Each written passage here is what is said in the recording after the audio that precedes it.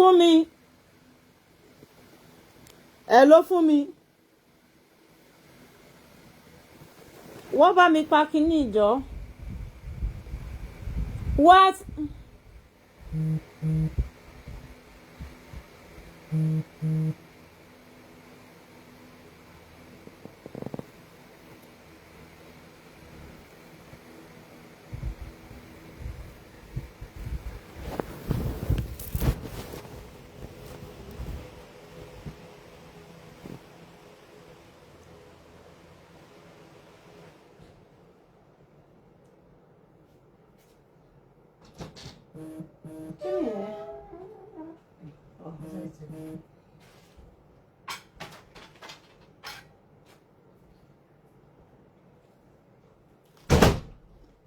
Wrong time. Hello everyone. What do you really see you?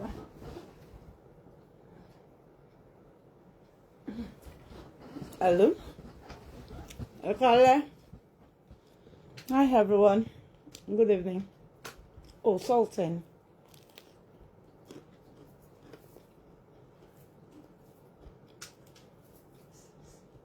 Good evening, everyone. How are you?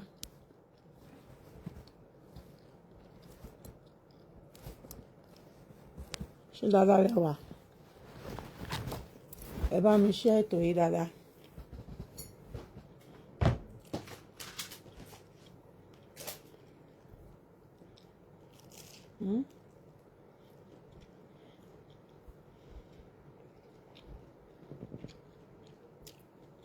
Good evening, guys.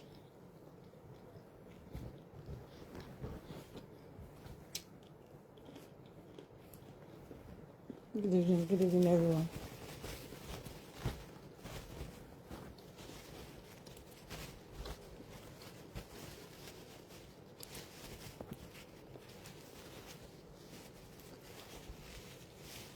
How are you guys?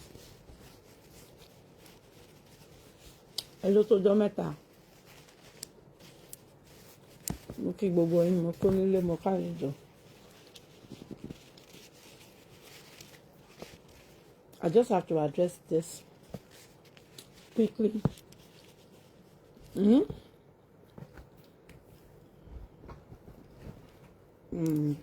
Good evening, everyone. Okay, Bimbo. Okay, I'll remember to do so. You can rally ẹ bá mi share love like. Àwọn èèyàn gidi lápè. Kò ń ṣe àwọn èèyàn játijàti. Wọ́n máa ti wá ranjú sí bíbá yín sìn. Wọ́n lọ ti wọ́n live chat tó yẹ kí n lọ sórí TikTok náà tí wọ́n ní. But for some reason, mo máa mọ̀mọ́ limited to Facebook. Ó yẹ kí n lọ káàkiri kí n jù sórí TikTok, sórí IG. So that people can identify this dog. Wọ́n lè identify non-entity nitwit yìí, ní kọ́mpù yìí, ní girl yìí, ọmọ tó wà lórí screen yìí. People need to identify her face as dog.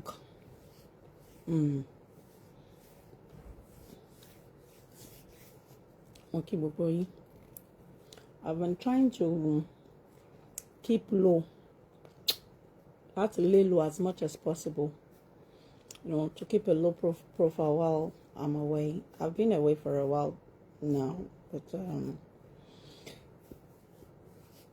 ó kọ̀ jẹ́ sí pé àwọn ọmọ rándanrandan, ọmọ rádaràda yìí, they won't let one be, you know. Ẹ kálẹ́, mo kí gbogbo yín. Bàbá ọgbọ́n mi àtàtà ṣàlàfíà ni. I salute all of you. I greet you that guys. This is the thug, the nuisance that battered to assault ọlọ́wọ́ ṣíbi.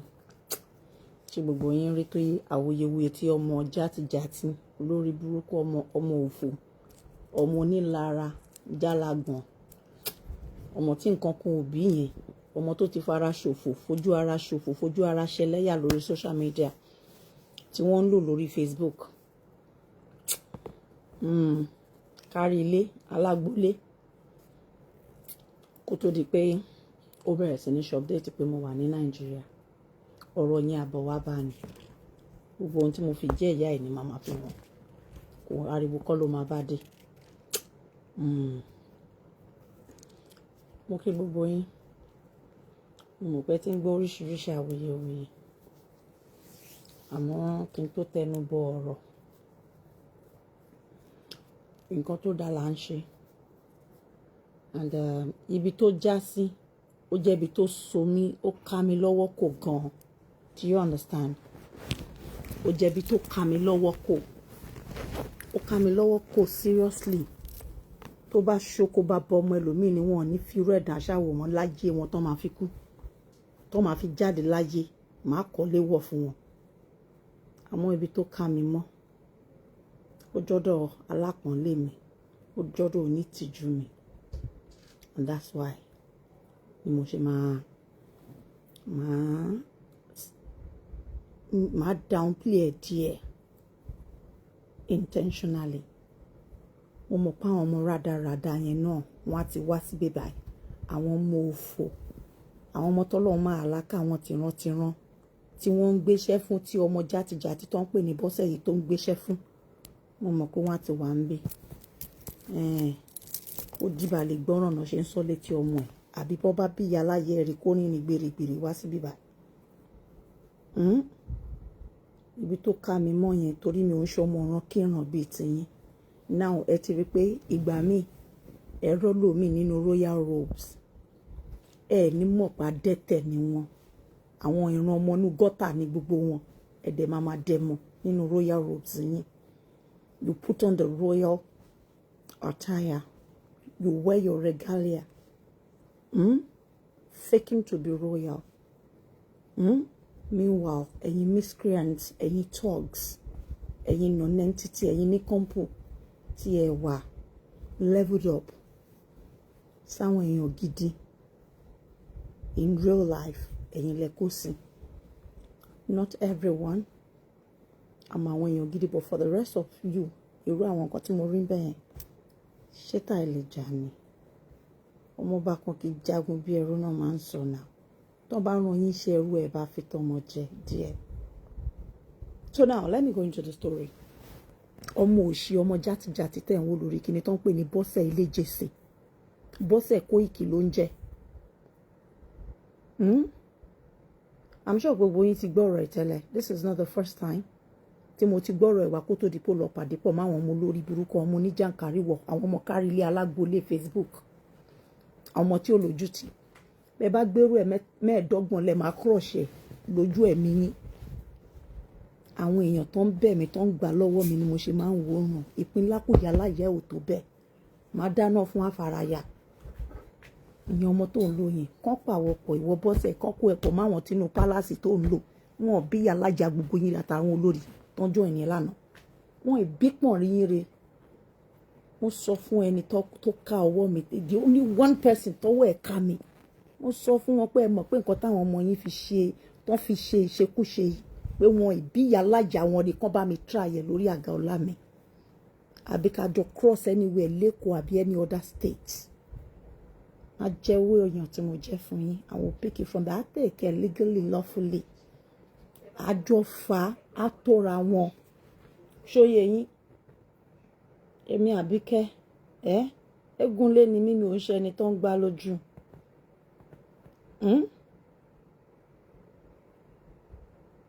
Mi ò ń ṣe ẹni tó ń gbá lójú paramọ́lẹ̀ mi ó kàrin fi gan-an mo máa ń lọ mi. Àwọn Yorùbá lọ wọ́n bọ̀ wọ́n ní rọra ṣe o anybody tó bá fẹ́ ṣoore rọra ṣe. Inú oore ló sún mi síbi tí mo ti gbé ọmọ olórí burúkú tẹ̀ ń wọ ọmọbìnrin dáńkù yìí tí mo ti lọ gbé bàbá yìí fún. Àmọ́ kí n tó go into rẹ̀ bàbá wa pátápátá olórí aládé gbogbo tí mo lọ bá ṣàjọyọ̀ wọ́n tóbi lọ́wọ́ mi wọ́n jẹ́yàn tó tóbi lọ́wọ́ mi gan-an wọ́n jẹ́ ni àpọ́nlé mi wọ́n jó ní tìjú mi. Otherwise mo mọ nǹkan tó yẹ kí n ṣe fún ọmọ àlè, ọmọ játijàti, ọmọ ọ̀ràn kíran, ọmọ lẹ́lẹ́, ọmọ gọ́tà tó jẹ́ pé tán bá gbé sórí bẹ́ẹ̀dì ó máa padà jábọ́ padà ní sínú ṣáláńgá tó ń pè ní bọ́sẹ̀ yìí. Èmi mo fún ní life. Ayé tí gbogbo wọn rò pé àwọn ò lè jẹ̀bi tán rò ní gbogbo wọn ti bára wọn náà ṣe gbé dá olórí shit sórí. I'm not going to address any one of you as olórí àti Tọ́pẹ́ wa Ashley. Kankan náà yín mi ò lè address yín as olórí. Tẹ́ bá dé palace ọkọ yẹn jẹ́ kán pè yín lólórí. When I address you online, I call you by your name. Tẹ́gbẹ́ ń bí go. Igi mú jìnnà sórí. Òjò ló rọ̀. Ẹ bá mi lórí street, ẹ bá mi dánwò, máa floor yín. Tẹ́ bá floor, máa floor yín, máa rán yín sáwọn tó jẹ́ sàwáwò mi nínú ilé yín, nínú ilé ibi tẹ́ ti wá. Tẹ́ bá lẹ́kọ̀ọ́ pé wà uncultured, èmi náà akaṣọ lójú fún yín, máa rán yín sáwọn sàwáwò mi nínú ilé, so that next time tó bá fi ṣe ẹrú rán yín, ẹ máa fi tọmọ jẹ. Ẹ wo bẹ́ ṣe wẹ́ra yín nínú ẹrọ̀fọ̀ nítorí ọmọ ẹrọ̀fọ̀, ọmọ ẹlẹ́rọ̀fọ̀, ọmọ játijàti tó ń jẹ́ Bọ́sẹ̀. Ta ni Bọ́sẹ̀? Ta ni Bọ́sẹ̀? Guys, for èèyàn láti wọnú, you know what she did? Nígbà tí mo ti bá bàbá ṣe àjọyọ̀ ọjọ́ ìbí wọn tán, níwọ̀n tí mo rò pé capacity tèmi ká, I don't have to be everywhere. Bàbá yẹn dá. Bàbá yẹn ṣe àṣọyẹ pa àwọn èèyàn wa ni. Ẹ bá mi ṣe àṣọyẹ pa àwọn èèyàn wa. Ẹ bá mi invite àwọn èèyàn, ẹ love, like, invite and share. Ẹ máa invite, ẹ máa tag àwọn tiyín. Ọlọ́wọ́ ṣíbí. Òun ló mú ọmọbìnrin ẹranko játijàti, ọmọ ọ̀ràn kíran tẹ́ ń wò lójú fọ́nrán yìí wá. Alunipa. Ó dẹ̀ já ojọ́lá bàbá o. Ọlọ́wọ́ ṣíbí gan jọ mi lójú. Tó bá jára àwọn ọmọ ìran kíran tí wọ́n ń kó kiri tó ń gbéṣẹ́ fún lórí social media tẹ́ ń sanwó fún kán máa ṣiṣẹ́ bí. Wọ́n á ti nù ẹ́ torí wọn ọ̀rẹ́ yín ọ̀kọ́ wọn àwọn ọmọ foster care. Àmọ́ as much as bí mo ṣe feel disappointed pé Ọlọ́wọ́ ṣíbí ó múnú bí mi, bẹ́ẹ̀ náà ni mo ṣe wà proud of her pé kò dojú tì mí. Because kí ni ká ti gbọ́? Ẹranko ni wọ, ẹlẹ́dẹ̀ ni wọ, láti wọ Bọ́sẹ̀ o láti dárìn inú ẹrọ̀fọ̀ ẹ̀. And àwọn olórí tó kù tó ń bá ẹ rìn nínú palace yẹn, wọ́n ní show me your friend. We can see the reflection of their image in you, Bọ́sẹ̀. Tọ́pẹ́ lọ́rẹ̀, ìwọ reflection Tọ́pẹ́ is in you. You reflect in her. It takes two to tango. You and I have never gone to any social media gathering before. It's because èmi àti ẹ ò lè ṣọ̀rẹ́, mo sọ fún ẹ lánàá lójú bàbá. When Baba said ọ̀rẹ́ ẹ ni, mo ní bàbá mi olórí aládé gbogbo. Mi ò lè jẹ́ ọ̀rẹ́ pẹ̀lú ọmọ ọ̀ràn kíran ọmọ ẹlẹ́rọ̀fọ̀ yìí. Tẹ́gbẹ́ ń bí go ti gbàgbé nǹkan tó máa ń pè mí ni ìyá wa ni. Ìpọ̀nrí máa pọ̀pọ̀ ìyá láyà, ìpínlákù ìyá láyà ẹ̀yẹn náà ni mo sì jẹ́ Bọ́sẹ̀. Alunipa. We should call on the executive state governor of Osun State that one of his royal representative assaulted someone in a public place. You assaulted someone in Baba's palace in a public place. What a gross, public misconduct, antisocial behavior. Èmi ò ní pè yín lólórí. You see, it's by character no ma fi mú lórí. Wà ti rí pé ọmọ gáràjì ọmọ ìran kíran ọmọ tí ò já mọ́ nǹkan kan ní ẹ lánàá yẹn. Orí tí mo ya fakọ sí mi ya ṣe bí ẹni pé mò ń gbọ́ pé yàrá ìyá ẹ̀ ń sunkún òun gbó lẹ́yìn mi. You know, day before yesterday on Saturday, before kí n tó sọ yẹn, I didn't just go there. Mo lọ ní invitation ni.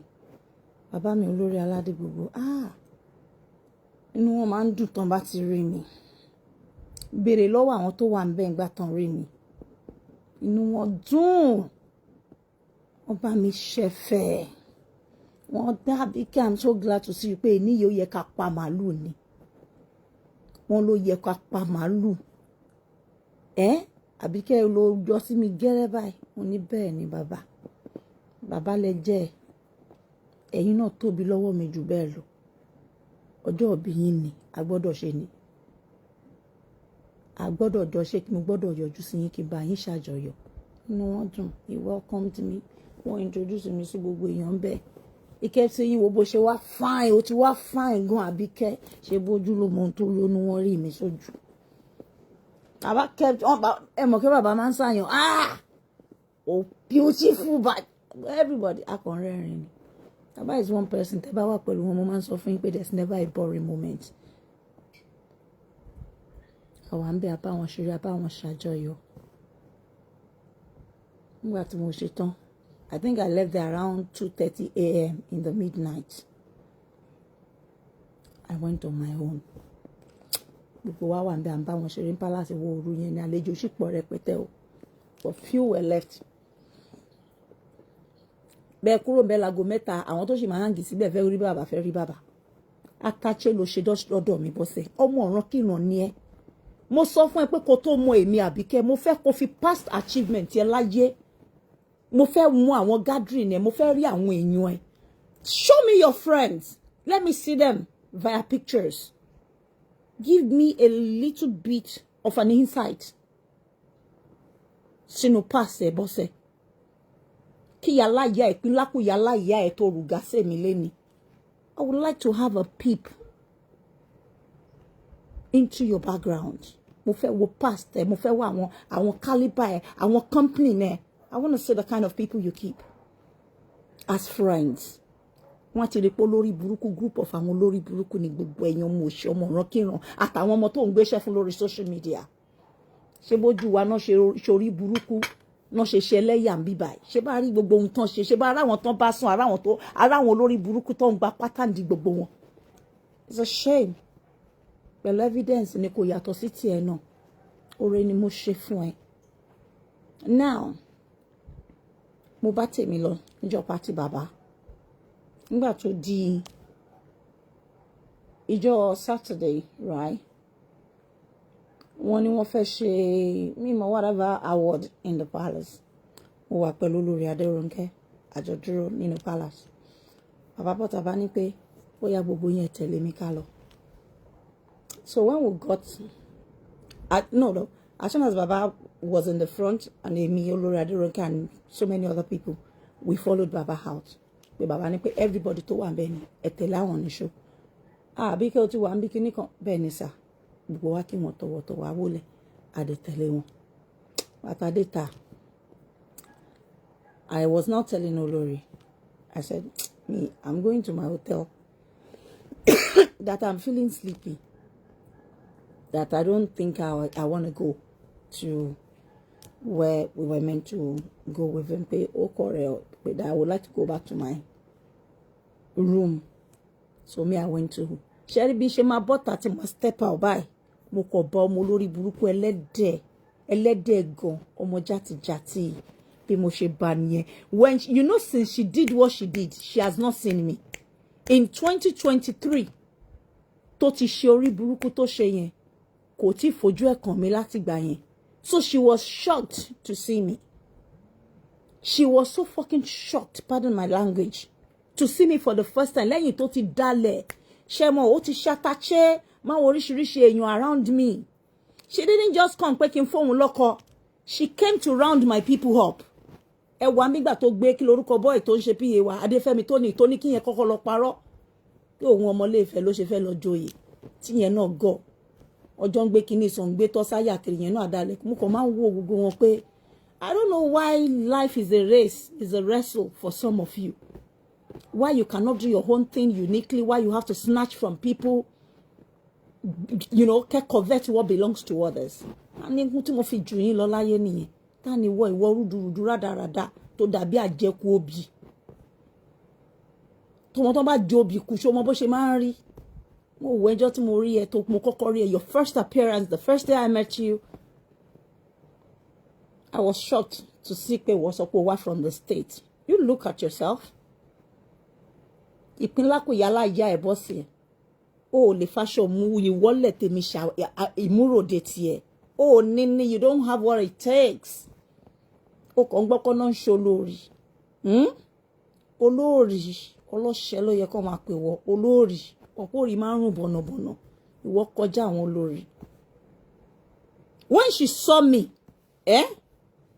she was shocked. Ṣẹ́rí ẹ mọ̀ pé òun ló ń gbé orí. Now, nígbà tí mo máa ń sọ fún yín pé inú palace yẹn ni wọ́n ti ń gbé gbogbo nǹkan tó lórí burúkú ọmọ kárí ilé alágbolé yẹn máa wá ń sọ. Mo sọ fún yín pé everything all these bloggers do is coming from àwọn èèyàn insiders and part of the oloris. And mo hide sójú mi ni mo fi sọ mẹ́. Ara àwọn tó wà ńbẹ̀ tó ń ṣe olórí bàbá are part of the people giving them information about the things happening there. They are part of them. They are part and parcel of this fracas under fake profile. Mo fọwọ́ sọ̀yà ni.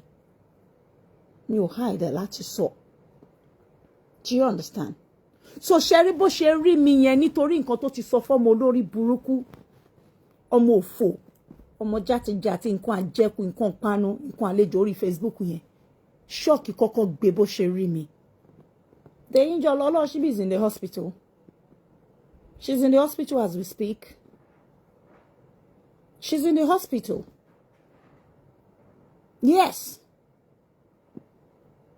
There's no big deal. Each and every one of you knows that Oloshibi is sensitive. I was just laughing. But I'm going to lórí burúkú kí lorúkọ àṣìírí aṣòṣì mámọ̀ arúgbó ọjọ́ yẹn Esabod tí wọ́n sọ pé wọ́n ná èmi. Mo ní kò sí bàbá ńlá kú bàbá ọmọ ẹni tó máa tó bẹ̀ láti ná èmi. Ní fẹ́ dánwò. Agbodindi ẹran agbe èèyàn lọ́wọ́ yín kó tó sinmi.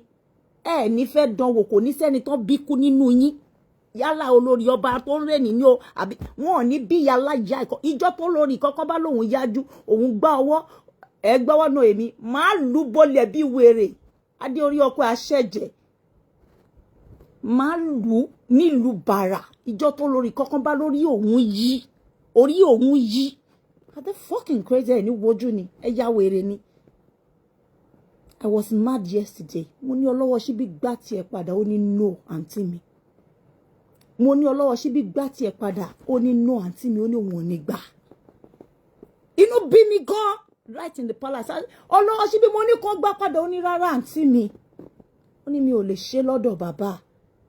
Ọmọ bíbí ire nìyí olórí burúkú ọmọ ẹrú àwọn ọmọ kan ọmọ ranu ọmọ tí nǹkan kan òbí adójútì ní obìnrin òun ni wọ́ bọ́sẹ̀ ìléje sí. Wo bó ṣe kó yẹ̀yẹ́ bá ọkọ ẹ̀ lánàá.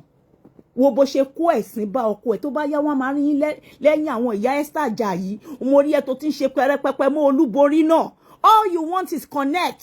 Ihun tó lò mí fún nìyẹn mi ò mọ̀ ẹ́ rí mi ò mọ̀ ìyá ẹ̀ rí.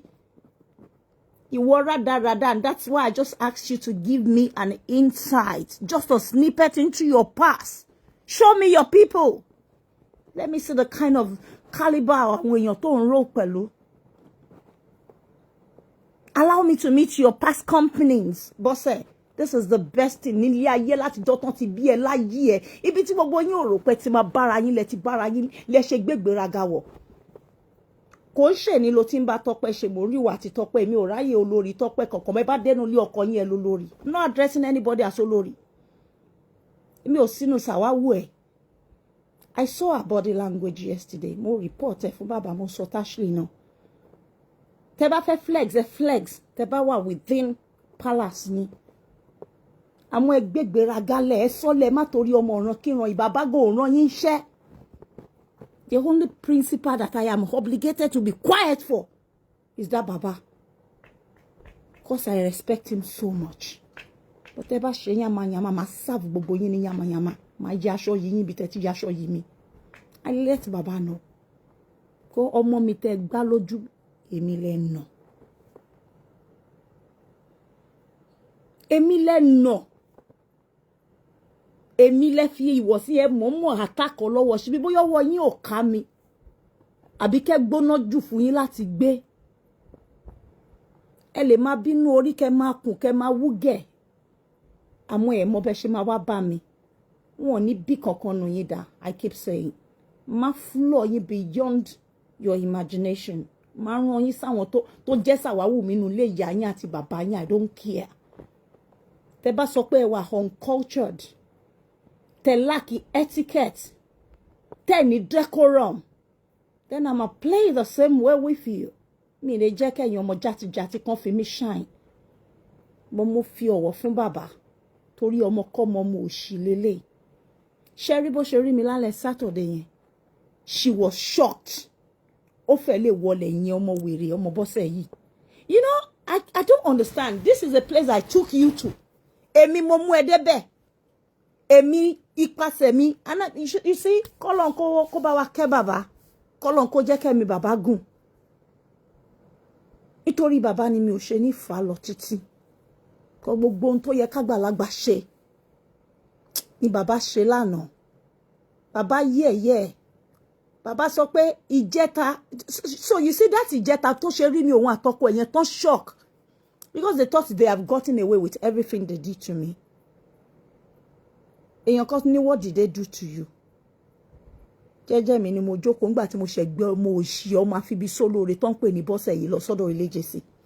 Eléjèsè máa ń tẹ̀ ń wòye fún ara ẹ̀ ló wá bá mi ló sọ pé ọmọ tó gbé wá bá òun ó mà ti fẹ́ gba ẹ̀mí lẹ́nu òun láàrin 6 months. Ó ní kí ìyálé òun fòkó níṣò. Ó pọ̀ ọmọ àkọ́bí ọmọ ìyálé ẹ̀ ó pè lọ́mọ àlè pé kí bàbá lọ ṣe DNA níwọ̀ tó ṣẹ̀ṣẹ̀ dé. Àṣẹ tó rí pálí ọkọ tó filẹ̀ ní Amẹ́ríkà ó wá fẹ́ wá máa pa ní Nàìjíríà lọ́dọ̀ ẹni tí mo ṣẹ̀ṣẹ̀ introduce ẹ sí. Ọlọ́run ló mú mi is good. Because I remember I told Baba when I wanted to do it. And Baba said, Abike ẹnu ẹ ti dájú. Asọ́nà lójú gbogbo wọn bẹ̀ lálẹ́ àná. Just be careful. And I listened to him. I wouldn't have found myself where I am today with this pig. Ọmọ ẹlẹ́dẹ̀ ọmọ ọ̀ràn kí ìran yìí. Ọmọ tí nǹkan kò bí olórí burúkú. I was mad yesterday. I feel like crushing her. You don't know me. Wọ́n sọ fún yín. Tẹ́ bá lè ya wèrè gbogbo yín ẹ̀yin mẹ́tẹ̀ẹ̀ta yẹn tẹ́ wá lánàá yẹn. Tó bá pa wèrè ẹ̀yin mẹ́tẹ̀ẹ̀ta pọ̀. Kò ì tó 1/10 wèrè tó wà lọ́wọ́ mi. Ẹ sá. Àyà yín ajá. Ẹ jẹ́ ká pé why did I do it? I'ma have you dealt with the same way you come for me, I go for you all. Drag you. Right? Ẹ ti pick a wrong victim. But mo fi ọlá yẹn fún bàbá. Mo fi bàbá gba nǹkan lọ́wọ́ mi. Mama fún yín jẹ every day. Because olórí tó bá ti ní ní tìjú, lépo lójú wọn ọkọ yín, àkọ́gbà nìyín. One should not be reserved láti serve yín back. Ìsọ̀rọ̀ wọn lóhun ní gbèsè. Mo rò pé mo ti ń lọ sáàfin yẹn ńsìn àṣẹ díẹ̀. Gbogbo ọjọ́ tí mo dẹ̀ ti mọ ọkọ eléjèsè tó wò yìí. That's why I went to him yesterday. Ibi tó park sí. Because I was mad. As I was coming back when Baba called me to return to the palace immediately that I must not go. We must not leave angrily. Wọ́n fẹ́ rọ́ lọ síbi nǹkan tó ṣe fọ́lọ́ síbi tó gbogbo èèyàn náà ti pé àwọn. Gbogbo èèyàn náà ti pé àwọn. Pé ìhun tọ́mọbìnrin yìí ṣe léni o. Allow me to block this Ade. Ó ní ṣe oríire tìran ẹ̀. Ó ní ṣe oríire tìran ẹ̀. Ade àbí kí náà ń pè ẹ́. Mo ti jù ẹ́ sí ṣáláńgá. Ẹ máa wá síbí olórí burúkú. When you ask me what is Olowo doing in the palace, what is Bose Koiki Elejese doing in the palace? Olórí burúkú. Ṣé ìran àtìrandírun ẹ̀ wọ́n jọba? Àbí wọ́n tan mọ́ wọn bẹ̀? Ṣé bẹ́ẹ̀ mi mo mú débẹ̀? Ṣé Bọ́lá mi ló lò débẹ̀? And I'm glad Baba told her to her face yesterday. Baba said, ṣe wọlá orí ọjọ́ kan tàbí kẹ́ ṣe fún yín. Pé Bọ́sẹ̀ gbogbo ohun tó dá ohun tó ń jọ lẹ́ǹbí lẹ́nì. Baba ní pé Abike ni. Èmi ò kú mú ẹ rí, òun ló gbé ẹ wá. Baba now told this man as well. Pé Baba, èmi ni mo introduce yín sí Abike, true mi l'Abike ṣe mọ ìwọ Elejese. Àti gbà yẹn dẹ̀ l'Abike ti ń tọ́jú ẹ. Elejese tó ń ṣe dáadáa sí ẹ. Pé kí ló wá dé tẹ́ fi bí sólóore tẹ́yin méjèèjì ò lè wọ ọlá oore jọ́ kan. Àmọ́ ńgbà tó ti gbó lórí burúkú ajá dìgbòlugi. Èmi ò ní pé lórí gbogbo kingdom kan ni kingdom tó wà nù gẹ̀ẹ́sẹ̀tì.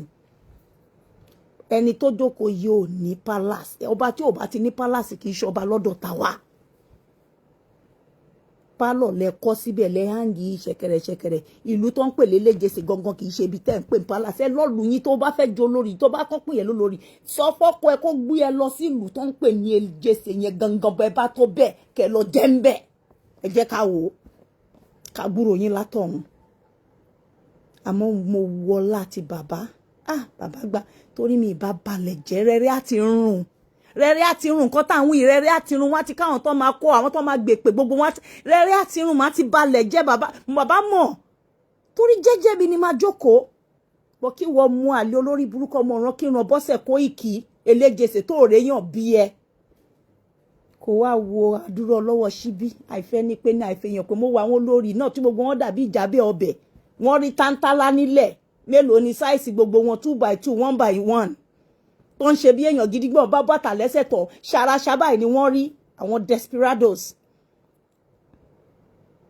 tó lọ kó sí wọn nú sọ fún wọn pé ìran ọba kan kì í jẹ títí o mo sì ń bọ̀ lórí ẹ̀yìn ihun tẹ́yìn náà dánwò lánàá torí mo rí pé gbogbo bẹ́ẹ̀ ṣe ń ṣe bẹ́ẹ̀ lẹ́ni notify àwọn blogger yín online but you know for some reason that wasn't me that played out day before yesterday you know mo kọ ẹ mọ kíyàn kọ dákẹ́ because right in my head mo rò pé èmi kì í báyàn ní public kíní mi ò ṣe é rí láyé mi gbogbo rọ́tẹ̀ pamọ́ mi ìbàjẹ́ tẹ́ ẹ ṣe tó everybody said it in the palace pé jọ́ tí ìyá yìí ti ń wá síbi báyìí pé Abike ò bá anybody jà publicly rí Abike has never had any form of altercation pé wọ́n ń jà wọ́n juwọ́ but most of àwọn ọmọ tẹ́ pé yín lólórí gbogbo wọn náà ti ṣe ń bẹ̀ yẹn gbogbo wọn tán ń dọ́gbọ́n tẹ́ máa kíní kan omi òdùwà ẹ ti ṣe rí tẹ́ máa jaja ó ṣe exchanging words becoming tẹ́ máa constitute nuisance that I know of mo kàn dákẹ́ ni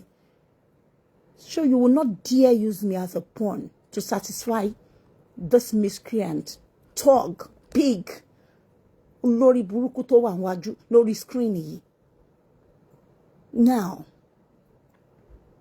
nígbà tó rí mi níjẹta mo rò pé olórí burúkú ọmọ ẹlẹ́sẹ̀ kẹrẹ ń bùtù yẹn as soon as I came out of the palace that she sighted me she became very uncomfortable ó máa rí bẹ́ẹ̀ pé èmi ni mo mú ẹ débẹ̀ oré níwọ̀n ibi tá a mú yín dé tá a pè yín pé kẹ́ ẹ wá jẹun dé ẹ sì mú wa lọ́wọ́ ẹni kan gbàdá wa kan fi ṣá wa lọ́wọ́ kúrò ń bẹ̀ olórí burúkú bọ́sẹ̀ ẹ̀dẹ̀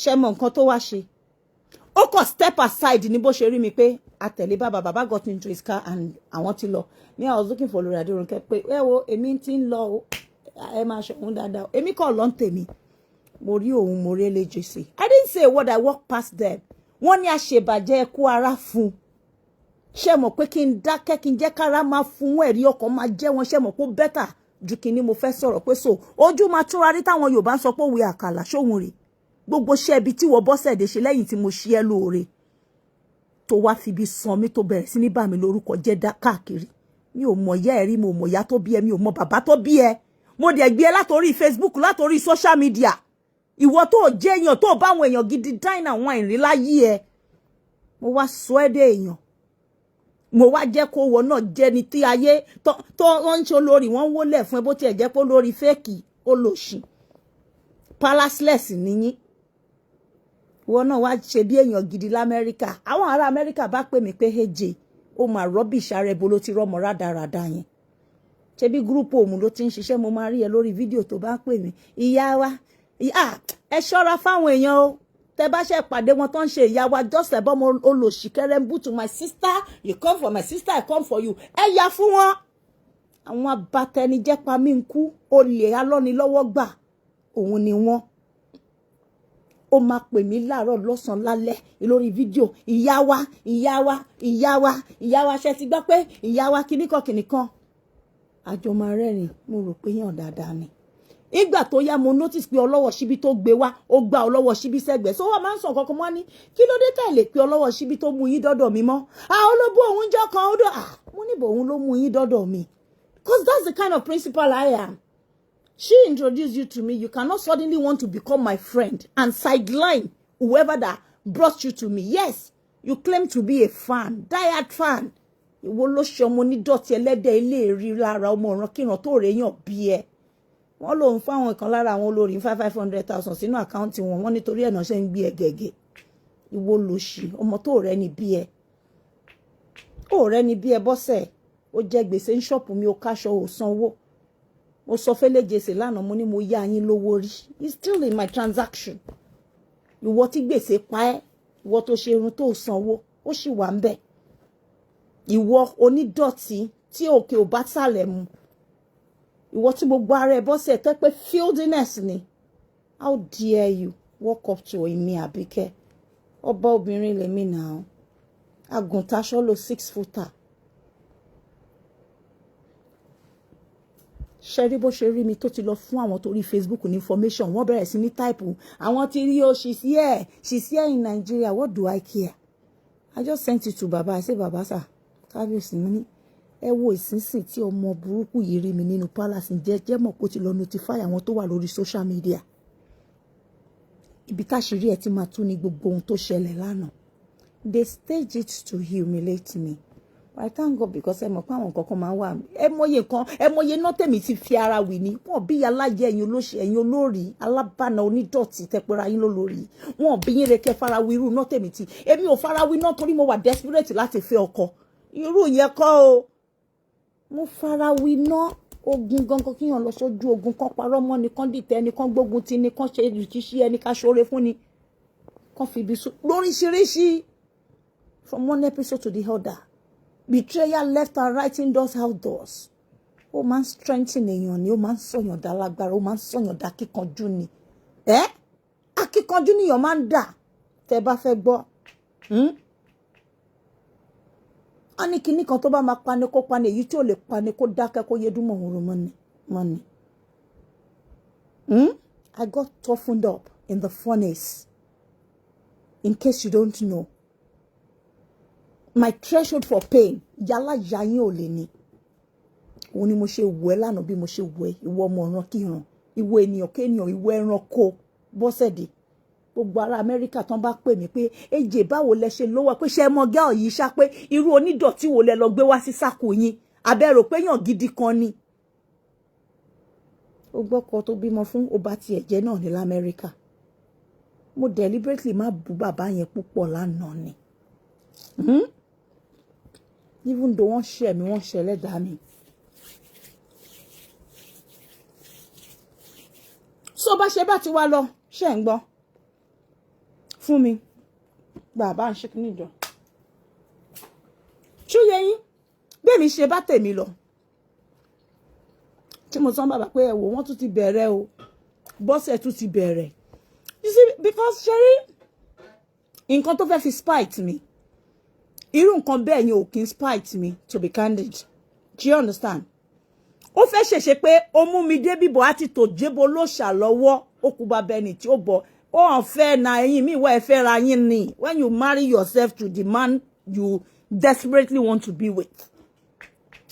And I've always had one slogan here. I said, I'm going to stay on my own till a man will beg to have me. I will not beg to be in a man's life, regardless of the man's status. I must be well desired, well respected, well missed in his life. He must realize that I'm not there. He should yearn to have me. He should miss me when I'm not. I should not be the one to be running after a man like you do. Biti mo ti wá wọn kì í fowó fẹ́ ọkọ. Àwa kì í máa sáré lé ọkùnrin kiri gidigidi. Love is a two-way thing. I'm not one of those desperate ones. Mi ní sọ pé mo máa commit suicide kọkùnrin bá lè fẹ́ mi pé okay out of pity kó má bá commit suicide let me take her in. No way. I ain't gonna say that. Ìyẹn máa devalue mi. Ẹ̀yin ẹ̀ ní value. Because I remember the first time you came to Nigeria. Ó di ẹrù mo ní kí ni gbogbo pọ́ọ̀tì bí àwọn òkèrìkà kí ni àwọn Èkó Dùmọ́ta Balógun tó kó wá yìí. Remember you even said you brought me some. Èmi kì í gbèrú ẹ̀ jẹ́ kan sọ fún ẹ. Mo rí pé bí tójú ẹ̀ láde wọ́n mú àsè. Ìwọ nàgò. Ìwọ afọ́jú fashion. Ìwọ lóòrùn. Ìwọ classless motherfucking bitch. Bọ́sẹ̀. ó lò sí mi now. O lè rí mi àwọn olórí inú palace bàbá mi àwọn mi wà nu wọn tẹ́ mú lọ́rẹ̀ẹ́ bóyá levels yín jọ ni. O lè mé mi lọ́rẹ̀ẹ́ mo sọ fún bàbá clearly lánàá she cannot be my friend. She my friend. Wọ́n rẹ̀ mi àti ẹni social circle papọ̀ dáadáa jọ máa lọ party no. I went as a godmother níjọ́ tí bàbá yìí ṣe birthday. Mo ná owó mo nọ́ra máa post gbogbo fídíò yẹn síta. Èmi máa ń fi owó bá tiẹ̀ jẹ́ ni mo máa ń fi sọ̀rọ̀ gbé yín.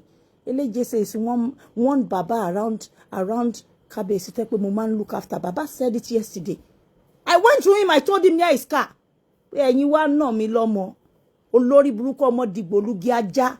Ó tó mi wo mo sọ fún wọn bàbá orí pẹ́nu palace lánàá mo ti sọ pé ó tó mi tí bá ní kí n lù ẹ́ máa lù ẹ́ ò ní mímọ́ within 10 minutes bọ́sẹ̀ ò ní mímọ́ ò ní wọ́n á gbé ẹ jàlàjàlà láàrin 10 minutes wá drop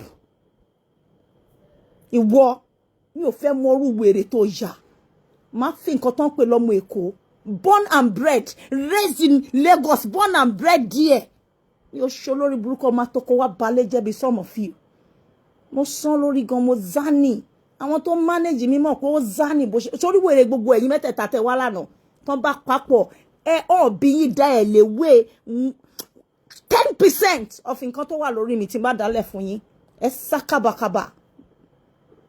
What you serve me, I will serve you back like 20,000 doors within 10 seconds. Ayanyaja.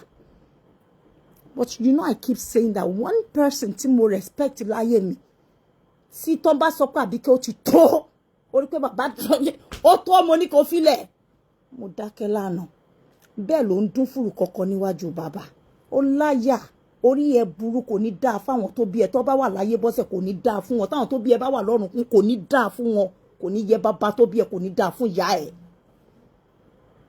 Ìwọ lórí burúkú ọmọ yìí wọ́n tẹ́ pé èbú ló fi ń gbé ìyá ẹ dìde ṣé bí mo máa ń gbọ́ tó bá ń bá yẹ sọ̀rọ̀ yẹ just clock 70 3 years ago ni yẹ pé 70 years.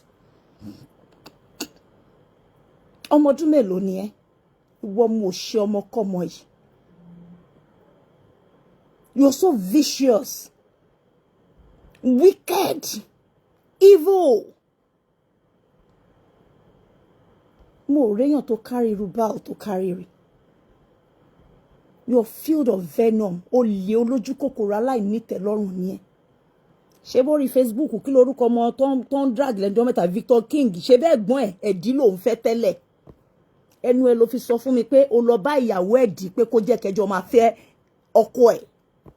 Ẹ̀yẹn dẹ̀ o dẹ̀ lọ gbalé fún o mú ọkọ lọ́kọ àti ìyàwó ẹ̀ o lọ bá wọn arrange o sọ fún ìyàwó pé kó jẹ́ kẹjọ máa dú ọkọ ẹ̀ láì kì í ṣe pé wọ́n jẹ́ polygamist.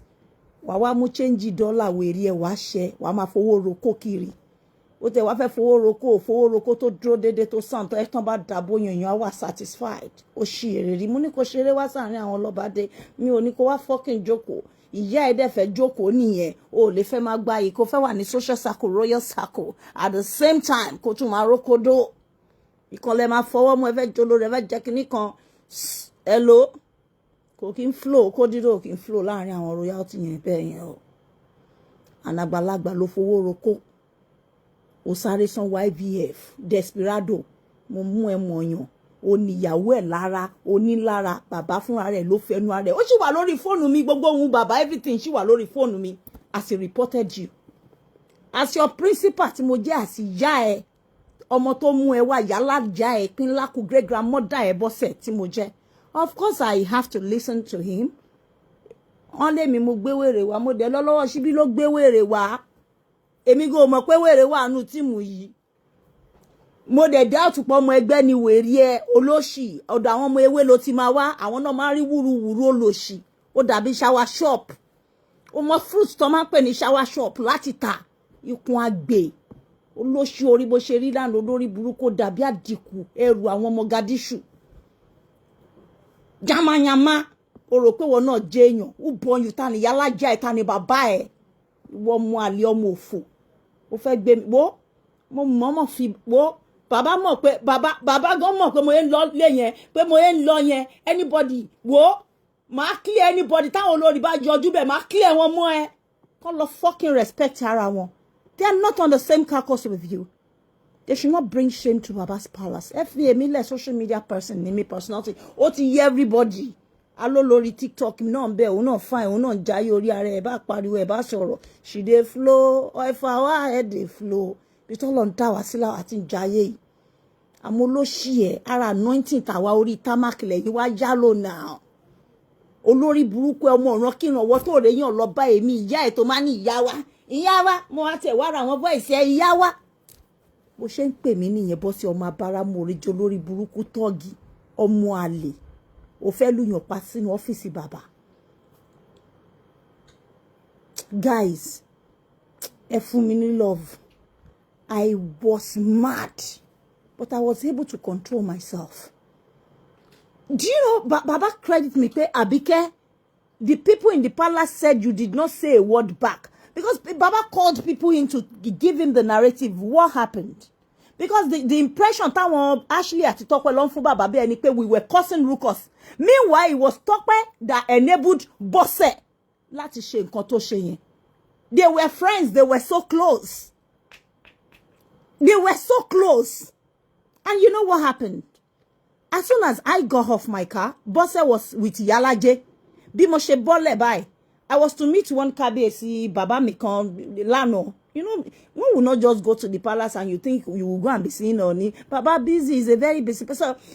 As he ran jeta, ran 2 days ago. This Emi àti Baba ẹ̀ wá ní pé Abike come to the palace. Nǹkan tí baby yìí ṣe ní jeta, ó dálẹ̀ máa yẹn náà ni tó mú girlfriend ẹ̀ tira. She's a betrayer of all shades. Bó ṣe dálẹ̀ ara mọ́kàn yẹn náà nìyẹn tó gbé girlfriend ẹ̀ tó bẹ̀rẹ̀ sí ní lọ ṣe ìkà fún ẹni yẹn. Ẹni tó ṣẹ̀ṣẹ̀ meet ṣe mọ̀ pé àwọn èèyàn kan sọ pé when you get to Rome you behave like the Romans. Jẹ́ ká rẹ̀ balẹ̀. Gbogbo ipò olórí tí gbogbo yín gbé sórí yẹn no be permanent position àtàṣílẹ àti Tọ́pẹ́. Ẹ sọ fún wọn pé àwọn kan rẹ̀ ní bẹ̀ yẹn lánàá wọn sí ń bẹ̀ mọ́ lẹ́ni. Àwọn olórí kan ti rẹ̀ nínú palace yẹn rí. Beautiful regal. I'm sure they never could have imagined that they will leave that position someday. Shit happen, things happen. Dami nature ló máa take course ẹ̀. Kò sí nǹkan tí yàn ń lò láyé tó ń lò lọ títí. You must humble yourself at all times. Fucking bo anybody. Àwọn wo lẹ fẹ́ ridicule. Tó bá lọ máa ridicule èèyàn, tó bá fucking ridicule ẹ kọjá nǹkan tí wọ́n rò ṣe mọ̀ pé wọ́n ló yẹ̀yẹ́ ara ẹ. Because olóyìnbó sọ pé it is the way you want to be addressed that you should present yourself. When you present yourself like a thug in royal robes, of course you'll be attracted to some kind of thugs. Àwọn miscreants. Ó ti yé yín. Àwọn máa bẹ́ bridge bí títí ẹ náà wá bá ẹ. Wọ́n ní rò pé ó wọ robe because ó ti present ara ẹ bí thug in a royal robe. It will attract your likes. But when you learn how to give good approach, of course people would respect you back. Bójú ọjọ́ ọmọdé ni ó jágbà ní ẹ̀lẹ́ torí pé jẹ́ olórí kẹ́ gbé olórí kan sórí. Kẹ́ máa ṣe rádaràda sáwọn èèyàn. Gross misconduct in public. And you think because you are someone's olórí. No. Baba is one person that will never tolerate any nonsense for anybody. That's why I love Baba. Tọ́n bá ti gbọ́ tán rí di òótọ́. Baba will say it as it is. They know. Lánàá gbà tá débẹ̀. Because I was hungry. Ó dàbí kí n mú ọmọ yìí kí n run pa. I know my real self. Mo mọ ara mi dáadáa pé the Abike that I am. Kò sí baba ńlá kú baba ọmọ ẹni tó máa bá mi dánwò. Tó baba bá mi dánwò, máa gbẹ̀san on the spot. Not to talk of ìwọ ló ṣe ọmọ ẹrú. Ta ló fẹ́ bálẹ̀ wo ló fẹ́ tó ló fọ́ba. Ṣé bó fẹ́ tí ara ẹ gbọ́, ó gbọ́ àṣírí ara ẹ ẹ̀sìn ọkọ ẹ tó fẹ́ ṣe òun ló gbọ́ yẹn. Àwí kokokoko lójú ọlọ́rọ̀ níbi tán kó gbogbo wa sí. Òun náà sọ ìtàn gbésí ayé ẹ tó fẹ́ gbọ́, òun ló gbọ́ tí gbogbo àwọn ẹmẹsẹ̀ wà ń bẹ̀ lánàá. Olórí wèrè wo ló ń pè rẹ̀ káàkiri. Ibo ni palace yín? Ìlú wo ló ń jẹ́ jèsè nínú ibi tẹ́ kọ́lé sí inú pálọ̀ tí bàbá yẹn ń lò lórí ilẹ̀ ìwọ̀n plot yẹn. Bẹ́ẹ̀ ló lọ ń gbowó lọ́wọ́ àwọn èèyàn nílùú òyìnbó ló ní kán máa wá joyè. Orí tí mo ya dákẹ́ mi náà yá bá yín package ẹ̀ tó mú rí pé o ti coding, o ti lọ sọ fún wọn pé ìlú tó ń jẹ́ jèsè àwọn náà wọn ò find out. Ẹ jẹ́wọ́ fún wọn ìlú tó ń jẹ́ jèsè kan lọ wọ bàbẹ̀ pé ṣé bẹ́ẹ̀ tó bá jẹ́ pé ọba ni yín ibẹ̀ ní kẹ́tì lọ jẹ. Wọ́n ló mú mi rí bàbẹ̀ léjèsè fún wọn ọ̀dẹ̀ dúró dáadáa. Everybody there yesterday blamed bàbẹ̀ léjèsè. Ṣé bàbẹ̀ léjèsè Abike tẹ́ jẹ lọ́wọ́ ẹ̀ tẹ́ lá lọ́wọ́ àgbàlagbà lẹ́yìn tí bọ́sẹ̀ bá ń ṣorí burúkú ẹ̀ bá má jẹ́ kó gbé yín kọlu olóore yín bọ́sẹ̀ ló máa ṣe pupa yín ló máa ṣe yín léṣe gbẹ̀yìn last. I look after him máa wọnú ṣọ́ọ̀pù mi máa gbá àwọn àtíkù àwọn cashmere bàtà designer nǹkan gidi máa gbé fún bàbá máa fún wọn lówó ìjọ tó lórí burúkú ẹ ti dé lótú I have known him for years. Ìjọ tó lórí burúkú ẹ ti dé ẹlẹ́sẹ̀ òsì méjì olóṣì ọmọ sísí kan fún ọmọ játijàti ìkérègbè gbogbo yín dàbí gbogbo ẹ̀yin olórí 2x2 tẹ dàbí igi mahogany ẹ dàbí ìgbálẹ̀ tó fi ń já ewédú ṣaraṣaṣa lẹ́rí máa kọ̀wé mi inú ike gbogbo sáìsì yín náà rè ńlẹ̀ tẹ bá fẹ́ prove small but mighty ẹ lọ prove ẹ sáwọn set yín when you jam the mighty ó bẹ́tà kẹ́ra respect ara yín. I am not just 6 foot tall. I am tall with action. My voice goes a long way. I don't joke. I don't intimidate anybody because of my social media status. And that's why I love to play the fool when I'm outside. I allow people to step on my toes easily. So you don't feel because I've got some social media status, mo fẹ́ intimidate me. I would rather be the fool. Look at what you did yesterday. Everybody was shocked. But Mama maintains tease me. You know what she did, guys? Let me give you a gist. So on Saturday, because she saw me, she notified ọmọ olórí burúkú ẹlẹ́sẹ̀ àkèrè onígbálẹ́yìn abirùn orí Facebook.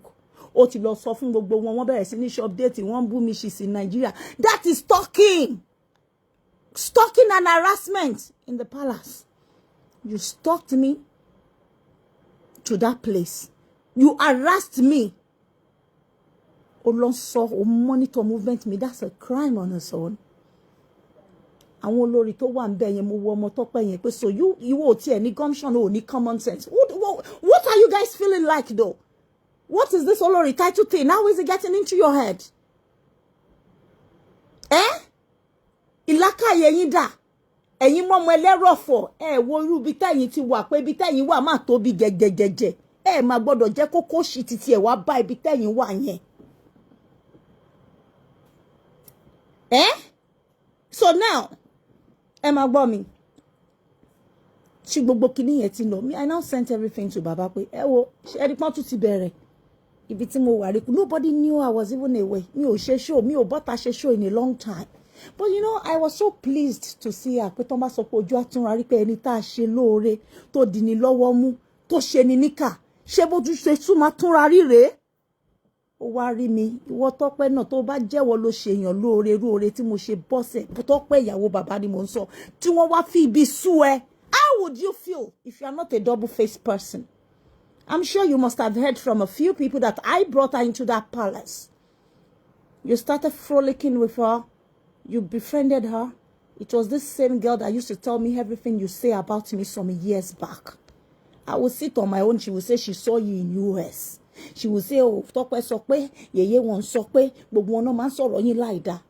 Mi ò kí ń mind àti Yálájé. Ó tẹ̀ ti gbóhùn Yálájé kan wá bá mi. She said a whole lot of things about a whole lot of you. Bẹ́ẹ̀ ṣe badmouth me. But I'm one person tẹ́ pé mo máa ń rìn fearlessly pé ẹni tán bá bí pọ̀n rí ẹ̀rẹ́ nu yín. Ẹ gbà fún èmi Àbíkẹ́ face to face. Ẹ jẹ́ ń kick ẹ̀ fún yín padà ká wo ẹni tó máa ní stamina láti lè survive nǹkan tá a jọ fẹ́ jọ gbà fúnra wa yẹn. But mi ò ń ṣẹgbẹ́ yín mi ò kí ń ṣe ṣàwáwò yín náà. So I have to play it big. Mi ò ní jẹ́ kí ro idiot yìí kó wá kó sí àti ìyá pupa ṣé ìyá pupa ni woman yẹn náà ó rojọ́ yẹn náà rẹpẹtẹ. Ó rojọ́ ìyá pupa náà rẹpẹtẹ. Ilẹ̀kùn ọmọ òṣì lọ́mọ játijàti ọmọ túlétúlé yìí. Ó máa ń enter àwọn èèyàn náà gba information pa yín á wá fi yín máa penetrate. You know, social media climber ni.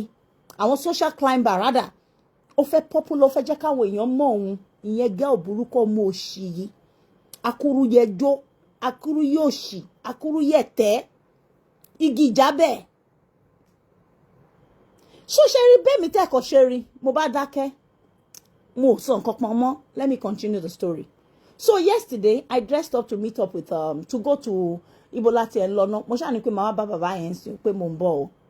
bàbá làwọn ti rò pé mo ti lọ nítorí mo ti ń halẹ̀ pé mo ti ń lọ sọ́nà Èkó mo ti ń lọ sọ́nà Èkó wọ́n náà rò pé mo tiẹ̀ ti bá ti tèmi lọ pé Àbíkẹ́ tó ti ń halẹ̀ pé òun ti ń lọ sẹ́kọ̀ọ́ because I haven't even been to that place in a while, guys. You know I do say this but mi ò ń dá wọn lóòótọ́ bá ń sọ gbogbo rubbish olórí burúkú ọmọ òṣì yìí òun ní informant tó lọ ń sọ fún gbogbo àwọn èèyàn pé bàbá ti lè bóyá Tọ́pẹ́ ló ń sọ bẹ́ẹ̀ fún who knows.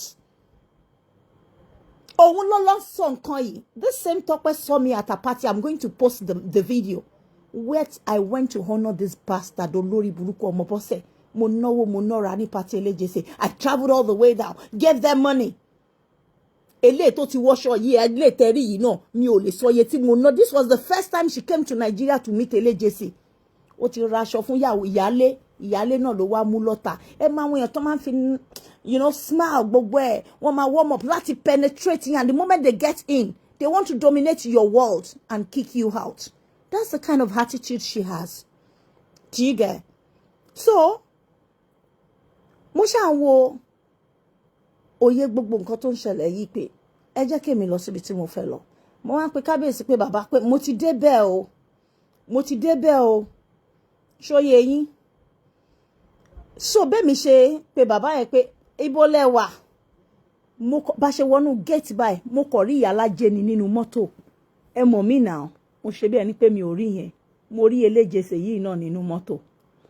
Àgbàlagbà ní mímí gbọ́dọ̀ máa tún nǹkan tí gbogbo yín jọ máa ń sọ mi ò gbọ́dọ̀ máa tún ẹ̀yin túlétúlé gbogbo yín lẹ ní lọ́wọ́ gbogbo yín. So bí mo ṣe ń bọ́lẹ̀ jẹ́jẹ́ mi tí mo rán bá tèmi lọ lẹ́yìn tí ọmọ olórí burúkú yẹn ti ń kọ gbogbo ẹ̀ wọ́n lé mi gba back palace wá èmi gba back palace wá ṣe recording video recording kò ní dáa fún yàláyà ìpínlákù yàláyà ẹ̀.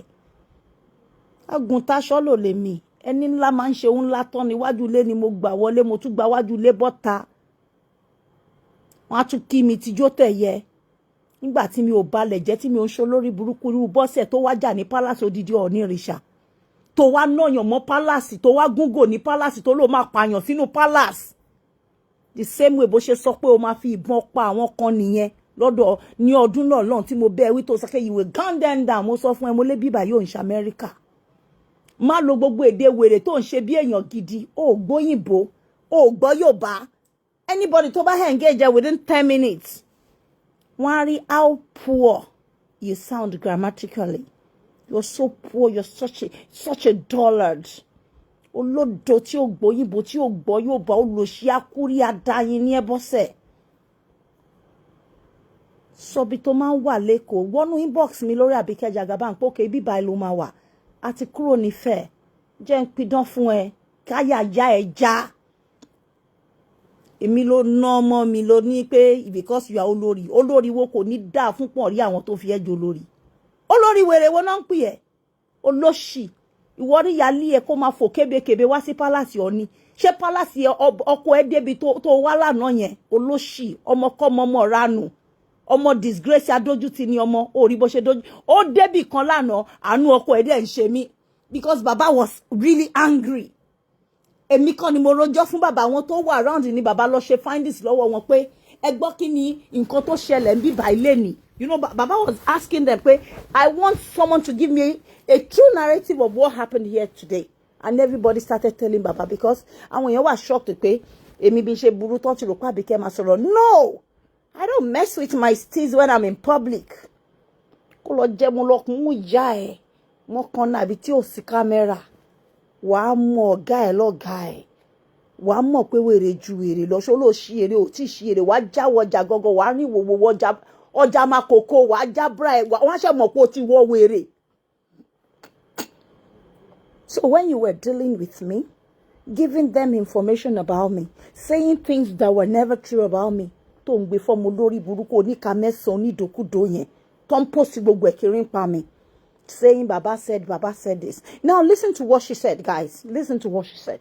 As soon as I got off my car, I saw her ní Yalaje. Yalaje wà ńbẹ̀. Ẹ dẹ̀ mọ̀ pé yẹn náà kẹ̀rí. Enabler of bullshit ni. I don't talk to any of them. Mi ò ń ṣọ̀rẹ́ yín. Tábà ti lè jókòó kẹ́ yá bó sì kẹ́ yé bá tèèyàn jẹ́ kẹ́ lọ máa fáwọn blogger lówó máa sanwó aburú lórí àwọn èèyàn. Kíkà má bá kà yín tọmọtọmọ. Èmi ò kí ń bá kà ṣe mi ò bá kà tó. Ẹni bí ní ihun tá bá lọ́wọ́ yín dọ̀tí gbogbo yín. Ọlọ́run ló mú yín ló jẹ́ ká àwọn àṣírí kan wà lẹ́bi tẹ́ ti ń jẹ́wọ́ pé yín lẹ gbé voice mi fún blogger lẹ ń kó gbogbo ẹ̀ fún wọn lẹ ń rárá bú fún mi. Ó di ọdún 8 lẹ fi sọ pé mo gbé wòwò ọba síta. Bí n bá gbé wòwò ọba síta bó bá jẹ́ lóòótọ́ ṣó yẹ kán sì gbà mí wọrú bẹ̀ yẹn kán ṣàpọ́nlé mi. Àmọ́ ẹni bí ìkànnìyàn abatẹni jẹ́ afọwọ́lógo pa kí tiyín bá lè tàn níyín. Ọlọ́run ọba tó dágún ló máa ń fún láṣọ ró. Ẹ má bínú orí anybody tẹ́ bá fẹ́ gòkè.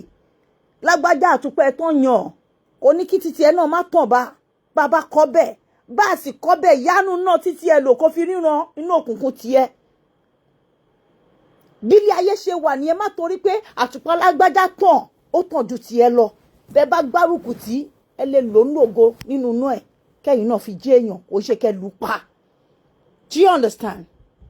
Now, ẹ máa gbọ́ o. Bó dẹ̀ ṣe rí mi tí mo rí Ìyálájé, I didn't say anything to mo dẹ̀ rí eléjèsè yẹn náà gbogbo wọn wà nù bus. They were all about to go to that event.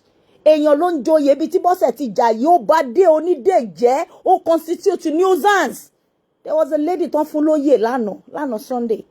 Tí bọ́sẹ̀ wá bá gbogbo jẹ́. So they had the installation party.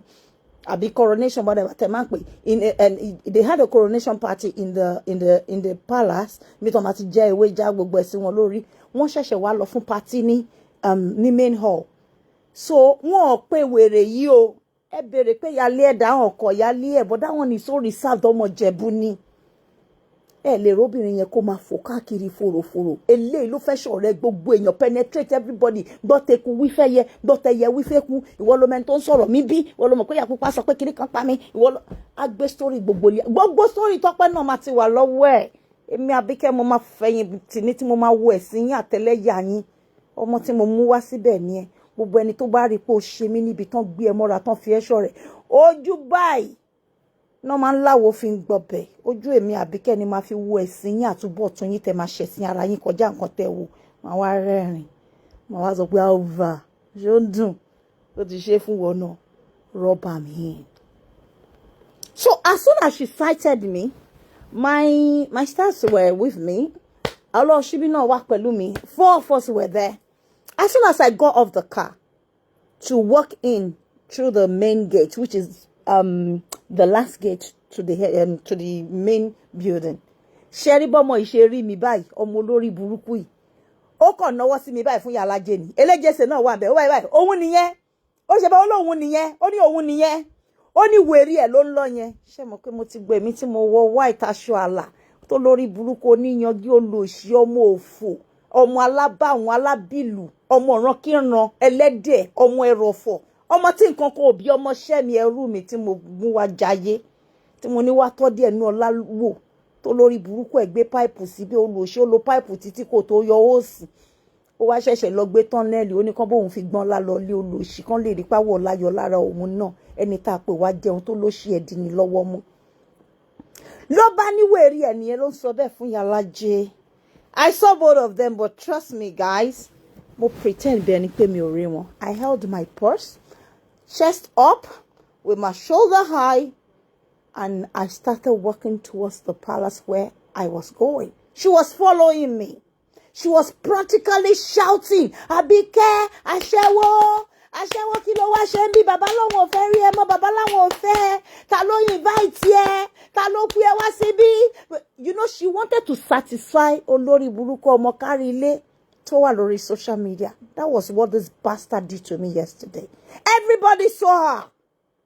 I kept mute because I had to maintain my steez. Alábàwọn ni ẹ̀yin oníjàtijàti ẹ lọ́rọ̀ for dédé. Show me your friend and I will tell you the kind of person you are. Everybody in your circle are all piggies like you. You bitch. Ẹlẹ́kàwé ìwé òyò lára yín ní professor kìnìkan doctor what doctor shitty whatever it is. Ten ló níwájú orúkọ yín. Bẹ́ẹ̀ bá ti ń bélé ní ẹlẹ́rọ̀ fọ́ ní gbogbo yín mẹ́. Ẹ kó là kúrò náà ẹ̀kọ́ kọ́là. Ló bá bẹ̀rẹ̀ sí ní ṣe ti gbọ́rọ̀ ẹ̀rí. She followed me from that first gate into the last gate tí mo fẹ́ wọ̀ wọnú palace. Aṣẹ́wó, aṣẹ́wó kò ní dá fún ẹ Àbíkẹ́ dúró dè mí kò ní dá fún olóṣì olórí burúkú bàbá láwọn ò fẹ́ rí ẹ kí ló wá ṣe ń bí ṣebí wọ́n ti lé ẹ ṣebí wọ́n ti lé ẹ ta ló pè ẹ wá síbí ta ló invite ẹ. gbogbo ẹ ni mò ń gbọ́ mo wá ṣe bí ẹni pé mi ò gbọ́ mo ń lọ rántẹ́sẹ̀ yẹn lẹ́yọ kọ̀ọ̀kan bẹ́ẹ̀ ni mò ń gbọ́. I maintained my status. Everybody saw her. The palace guards, the security head her. Àwọn nílùú tó wá wà lẹ́nu ọ̀nà tá máa gbà wọlé gangan. Àwọn yẹn ṣe ní káwọn máa lùlù fún mi báyìí. Kò ní dáa fún ẹ ọmọọba àbí kí náà pé ẹ ò ní ṣe oríire wá ṣòfò ní ẹni tó rán ẹ wá. Ẹ filẹ̀ mo máa fucking block yeah, you're fucking crazy. Ìwọ lórí burúkú crassy motherfucking bastard idiot. Ẹ bá mi gbé kíní ẹ̀ sí bí olóṣì olórí burúkú ọmọọba Ṣẹ́gun bẹ́ẹ̀ náà dẹ́dìran. Kò ní dáa fún ẹ, you are mad, you are crazy. You've gone mad. You idiot. Orí ẹ burú olóṣì ọmọ ọ̀ràn kírun ara yìí tá à ń sọ náà lélẹ̀. Wọ́n rán ẹ wọ orí ẹ burú. Ọmọ orogun tí ò mọṣẹ́ kó olóṣì. Mo block ìyá ẹ̀ dànù. Next time you don't come here. Asshole. Wọ́n máa rán wọn wá ní now. Tí mo wọn àwọn delegate wọn lélẹ́yìí. They are syndicate. But mi ò ní tìjú mo ti ready fún war. Màá fàyín ya bẹ́ ṣe ń gbé wá màmá sáàbù yín. Bí ọmọ ìṣe bẹ̀rẹ̀ sí ní tẹ̀lé mi rè o. Ló ń pariwo gidi so people started looking at her pé ta ló ń bá wí. So Olowo was right after me, just behind me. Olowo ń tẹ̀lé mi. Olowo wá ó wá débì kan. Olowo tẹ̀lé mi, the other girl náà tẹ̀lé mi. My driver was in the car. So bó ṣe ń tẹ̀lé mi tó ń pariwo aṣẹ́wó aṣẹ́wó olóṣì ta ló pè ẹ́ wọ́n ní wọ́n fẹ́ ṣe tipá náà fi ń fọ́kọ. Ẹ máa wo olóṣì olórí burúkú olórí fowó roko aláìlójú tí aláyé bàjẹ́ ọmọ àlè tó fowó ra kódó tó fowó fárúgbó tó lọ ṣiṣẹ́ kíá tó ṣe gbogbo ẹ̀ mọ́ máa rìn dìkírí. Àwọn tèmi náà gbowó sákàùntì ẹ̀ tó fi ń ta mọ́tò náà. Ọ̀dọ̀ wa ló ti rí gbogbo owó fi ṣọ́tò mobile. Ó ti yí ẹ ó rí nǹkan jẹ lára wa gan mi ò kàn fẹ́ bẹ́ gbogbo ẹ̀ tán fún ẹni mo mọ gbogbo nǹkan tó ń ṣẹlẹ̀. Mo máa ń gbójú ni. Without me you are nothing. That's why I told you to give me a bit of insight into your past before you met me. Allow me to see your pictures, your company, your achievements. Give me a bit of snippet. Fún mi snippet pass. Pass tẹ láyé ẹ. Jẹ́ kí n kọ̀ wò díẹ̀, jẹ́ kí sọ̀rọ̀ gbé mi. Ìwọ ọmọkọ́mọ tí nǹkan kò bí ìwọ tó lóde Nàìjíríà in over 20 years. Èmi wá mú ẹ lọ ló wá sọ̀rọ̀ ẹ dóge. Ló wá jẹ́ mi ló fẹ́ máa fi pa. The reason why I'm going to expose is if anything should happen to Olowo in that hospital. Wọ́n á gbé ẹ àsápàyàn, ó pàyàn sínú palace. Wọ́n á gbé àsìpé ó ṣe èèyàn léṣe. Ó rí bí mo ṣe ń wẹ̀ bí ọdẹ ṣé mo wá gọ̀ ni mi ò gọ̀ mo fẹ́ kó ṣe irú ẹ̀sìn àgbáyé tó ṣe yìí ni man. You know, you people are just saying I'm patient. Ọ̀rọ̀ Olúwa ju tẹ̀dá lọ. You think if I had slapped her or beaten her for Olowo, you think pé màá rẹ́nu ọ̀rọ̀ lẹ́ni? Mi ò ní rẹ́nu ọ̀rọ̀. Ọmọ kíyàn rọ́jú, mo rọ́jú gan. I kept quiet. Now, èèyàn lọ pa sínú palace àbí èèyàn kan náà lọ ṣe léṣe ní mi mọ̀ bóyá náà ṣe èèyàn kan léṣe sọ́dọ̀ Aláàfin ní gbogbo wọn gbé káàkiri lọ́dún. Ṣé tó bá ṣe èèyàn léṣe síbẹ̀ yẹn àbí kó pààyàn síbẹ̀ yẹn ṣé ohun tá à ń wí yìí la máa wí mo lè sọ èmi ni mo lè wí èmi ẹnu mi gbọ́rọ̀. Olórí ẹni tó mú ẹ débẹ̀ àwọn wo ló fẹ́ ṣọ̀rẹ́ wọn nínú ibẹ̀ tí mi ò ní fojú kan náà jọ wo gbogbo yín ẹ̀yin ọ̀dàlẹ̀ ẹ̀yin onídọ̀tí ẹ̀yin desperados. Mi ò fucking mọ̀ yá ẹ̀rí mẹ́ mi ò fẹ́ kí ẹ mi ò fẹ́ mọ orú ẹ mọ́ láyé mi mo wọ́n mo bá àbúrò mi yìí jà pé tó máa fi kú. Ó wà lára àwọn ìdí tí mo ṣe kí n fẹ́ meet àwọn fans mi ni because ó enter mi ni pé kí n ṣe é lóore àbáramóore jẹ́ ìka bátẹ́ni jẹ́ ìdádẹ́ ni ẹ. So you see ló bá ń tẹ̀lé mi bẹ́ẹ̀ ló pariwo yẹn gan ni Abike. So Olowo náà bójú wẹ̀yìn pé má wulẹ̀ face àǹtí mi èmi ni kò face èmi ni mo introduce ẹ sí àǹtí mi èmi mo introduce ẹ sí Yèyé Bẹ́wàjì face èmi gangan. Bọ́lá ṣe sọ bẹ́ẹ̀ fún pé èmi ni kò bù because ọmọ yẹn find it so disrespectful pé ẹni yóò mú ẹ rí oore ló ṣe ẹ èmi ni mo dẹ̀ mú ẹ lọ bá. Do you understand? Mi ò sọ kankan. So as soon as I got on the staircase bí mo ṣe ń gbẹ́sẹ̀ 1, 2, 3. The staircase should be about 5 or 6. Mi ò bójú ẹ̀yìn o, kẹ́lẹ̀ mọ̀ mi ò. Ṣé mo ke ó ń pariwo yẹn bẹ́ẹ̀ mi ò dé sọ nǹkan kan because mo ti figo mi sójú, mo ti wé gèlè mi bí ìpàkọ́ ògbọ́ṣù tí pé igbe bóyá ti fi nǹkan kan yá ẹ̀ ló ṣe ń sunkún ló ń gbó. Mo dẹ̀ ń lọ tèmi ṣóyè yín. Ṣẹ́rí bá ṣe máa bí a ṣe dé ẹnu brown door yẹn tán máa open yẹn báyìí. Ó kọ̀ wọ lọ́wọ́ síbí padà ni ó kọ̀ gba ojú ọlọ́wọ́ síbí ní gbọ́là. Gbá tí mo gbọ́ báyìí. Mo kọ̀ bójú ẹ̀yìn ni. Mo ní ọlọ́sibí ní yé àǹtí mi ó gba ojú mi. Mo ní gba ojú ẹ̀ padà. Mo ní gbá tí ẹ̀ padà. Not that I wasn't boiling. I was boiling, but kíni ká ti gbọ́ kí n wá bọ́ta kan wá sọ fún bàbá pé Abike ọmọ ta wọ́n nù yín kíní kan because ọlọ́tẹ̀ làwọn yẹn abatanijẹ́ làwọn yẹn bọ́n ṣe máa bàtà èèyàn kan jẹ́ káwọn lè fi dìde ni wọ́n kàn ṣàsọ mi lórúkọ. Wọ́n pé no ọjọ́ tí mo ti ń fàwọ̀ jẹun kò fọ́ lọ́wọ́ mi rí ohun tẹ́ ẹ fẹ́ mi ò ní fún yín. So ó kọ́ gbé gbajú fọ́ lọ́wọ́ síbí ní wọ́lá lọ́rọ̀ kan. Ṣé ń gbọ́ mi? Ọmọ yẹn wá pariwo ó gbá òun lójú bó ṣe ní màá gbẹ́ ìwọ ọmọ òṣì olórí burúkú aṣẹ́wó ìwọ aṣẹ́wó àbí tí aṣẹ́wó who the fuck are you? Ìlàjẹ ni kò gbóyìnbó kò gbọ́ Yorùbá. You just need to engage her for 5 minutes long 2 minutes. Then ẹ mọ̀rú dọ́là tí motherfucker olóṣì stark illiterate tó ń ṣe bí alára olóṣì á máa sọ̀rọ̀ bí ọ̀sán yín àwọn gbẹ̀sà. Ló bá gbé gbàjú fún ọlọ́wọ́ síbí got into the palace gbogbo àwọn ẹmẹsẹ̀ dìde pé irú kí lélẹ̀ àfin wà fún gbogbo èèyàn ní kò sẹ́ni tí ilé gbogbo èèyàn níbẹ̀ ẹ̀yin tẹ́ ń ké lórí social media ẹ̀yin tẹ́ bá bẹ̀ jẹ́ tí mo bá wípé ẹ borúkọ bàbá jẹ́ in the past ẹ̀yin lẹ́sìn ń sunkún dọ̀là tẹ́ èyí làwọn bí olórí burúkú ẹ̀ sáwèrè olóṣì ọmọ akówó arapa ẹni tí mi ò ń dá lóhùn mọ́ wèrè ìyẹn tó ti ṣe èrè tó máa ṣe èrè wọ sàárè gbogbo yín. Mo rí pé ti lọ gbé fún dà pé mo gbọ́ pọ́nlẹ̀ sọ pé Àbíkẹ́ náà mo ní kàn sọ fún pé bàbá ńlá kú bàbá ẹnìkan ò tó bẹ́ẹ̀. Kò sẹ́ni tó tó bẹ́ẹ̀. Mi ò rẹ́ni tó tó bẹ́ẹ̀. Ibi tán bá ti dánrú ẹ̀wò ilẹ̀ á béèrè lọ́wọ́ wọn lójú ẹsẹ̀. Wọ́n ní tó bẹ́ẹ̀ àánú ojú oúnjẹ kan tọwọ́ bọ èèwọ̀. Ìbẹ̀rù bójó kò ní jẹ́ kéèyàn kankan tọ́ka nírò mọ́lẹ̀. Ẹ má ṣeré kéré ẹ dá padà. Ọmọ ẹsà bọ́ọ̀dù ní ọ̀dọ̀ ẹsà bọ́ọ̀dù ló ti wá. Ó ẹ́ńtà wà ní ọmọ ewé lórí burúkú yìí just like olóṣì ẹlẹ́sẹ̀ kẹrẹ́mbùtù ìdókùdò àdó àbànà. Àwọn ọmọ òfò tán kú lórí social media àwọn onídọ̀tí. Ẹ rí mi èmi tẹ́ pé mi ni mò ń yọ̀ lẹ́nu. Gbogbo bí tẹ́ ẹ ti fẹnu bú wa tá à ń sọ́njọ́ sí tẹ̀ ní má sọ gbogbo bẹ̀lẹ̀ gbá àwọn ọkùnrin máa pọ́pọ́ olórí burúkú aláṣọ pípa àwọn ìyá alájà yín lọ tẹ̀ ti lọ kúnlẹ̀ tẹ̀ wá ń ṣe bàbá yín lẹ́nu.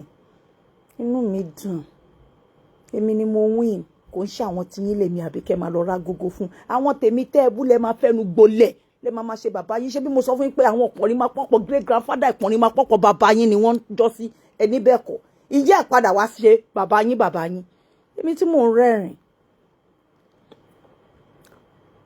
Now ẹ jẹ́ parí ọ̀rọ̀ mi ló bá gbé gbájú fún ọlọ́wọ́ síbí. I was mad. Mo wo left and right. That inner me said, AJ, maintain your calmness. Maintain your steeze. Don't say anything. Don't say anything. Mo kọ̀ wọlé ni. Mo ní ọlọ́wọ́ síbí máa wọlé bọ̀. Ọmọ yẹn bá wọlé. Ló bá tún sáré wọlé wọnú palace. Ló ń pariwo fò ló ń pariwo fà ló ní ẹgìnní kan olóṣì gbogbo bí tí waiting area bàbá ó ti dá gbogbo bẹ̀rù àwọn èèyàn wá ń wò so there is a man yẹn wá pull lọ́wọ́ sí pé bàbá ò tiẹ̀ sí ń bẹ̀ pé but this is a day téèyàn kan ṣe oyè ọjọ́ ẹ̀yẹ ọjọ́ ayọ̀ ẹlòmíì ni olórí burúkú ọmọ yìí ló lọ bá bẹ̀jọ́ ọmọ ọ̀ràn kírun tó ń pè ní Bọ́sẹ̀ Kóìkì aláyé bàjẹ́ nǹkan tán bí pọ́nrin máa pọ́pọ́ bàbá ẹ̀ rè kó dánwò l'Amẹ́ríkà kó má ṣẹ̀wọ̀n káyé ẹ̀ má bàjẹ́ kán má bà tiẹ̀ jẹ́ olórí burúkú tó bá ní criminal record ṣé yàrá ìyá ẹ̀ ìwọlé wà kó ló fẹ́ dénú ibẹ̀ yẹn lé ní. Ṣẹ́rí ibi tí wọ́n ti jókòó sí tó ń gbé ọ lọ́wọ́ síbí jókòó táwọn èèyàn try láti attend sí pé ìwọ jókòó ìwọ má worry. Ó kọ̀ gbà bí ọwọ́ right yẹn Tọ́pẹ́ yọjú ìyẹn ìyàwó bàbá. Ibẹ̀ ni mo ti wà pissed pẹ̀lú àwọn yẹn. Olórí lẹ́pẹ́ra yín Tọ́pẹ́ ó fi Regal Majesty or whatever tó fi síwájú orúkọ ẹ̀. Ó fi síbẹ̀. Àpọ́nlé ara bàbá là ń bù fún gbogbo yín. Kò ń ṣe pé èèyàn kankan little sí yín in any form. Mind you. Ó sọ lánàá mo lọ bọ́ lórí Adérónkẹ́ pé everybody were side chick at some point. Mother and wife to somebody else somewhere else before you got there. Your sudden position should not make you arrogant. It should not make you lose your decorum. When you saw that she slapped somebody, assaulted somebody in Baba's palace. Kí ló yẹ kó kọ́kọ́ ṣe tó bá jọmọ ìyá mi ni máa push it out. Tọ́pẹ́ mú gbà báyìí. Mi mọ̀ tọ́jọ́ lọ sọ bó ṣiṣẹ́ ó kọ̀ tún yọ báyìí padà ni. Sherily yíyọ tó yọ padà. We have about 20 people sitting down.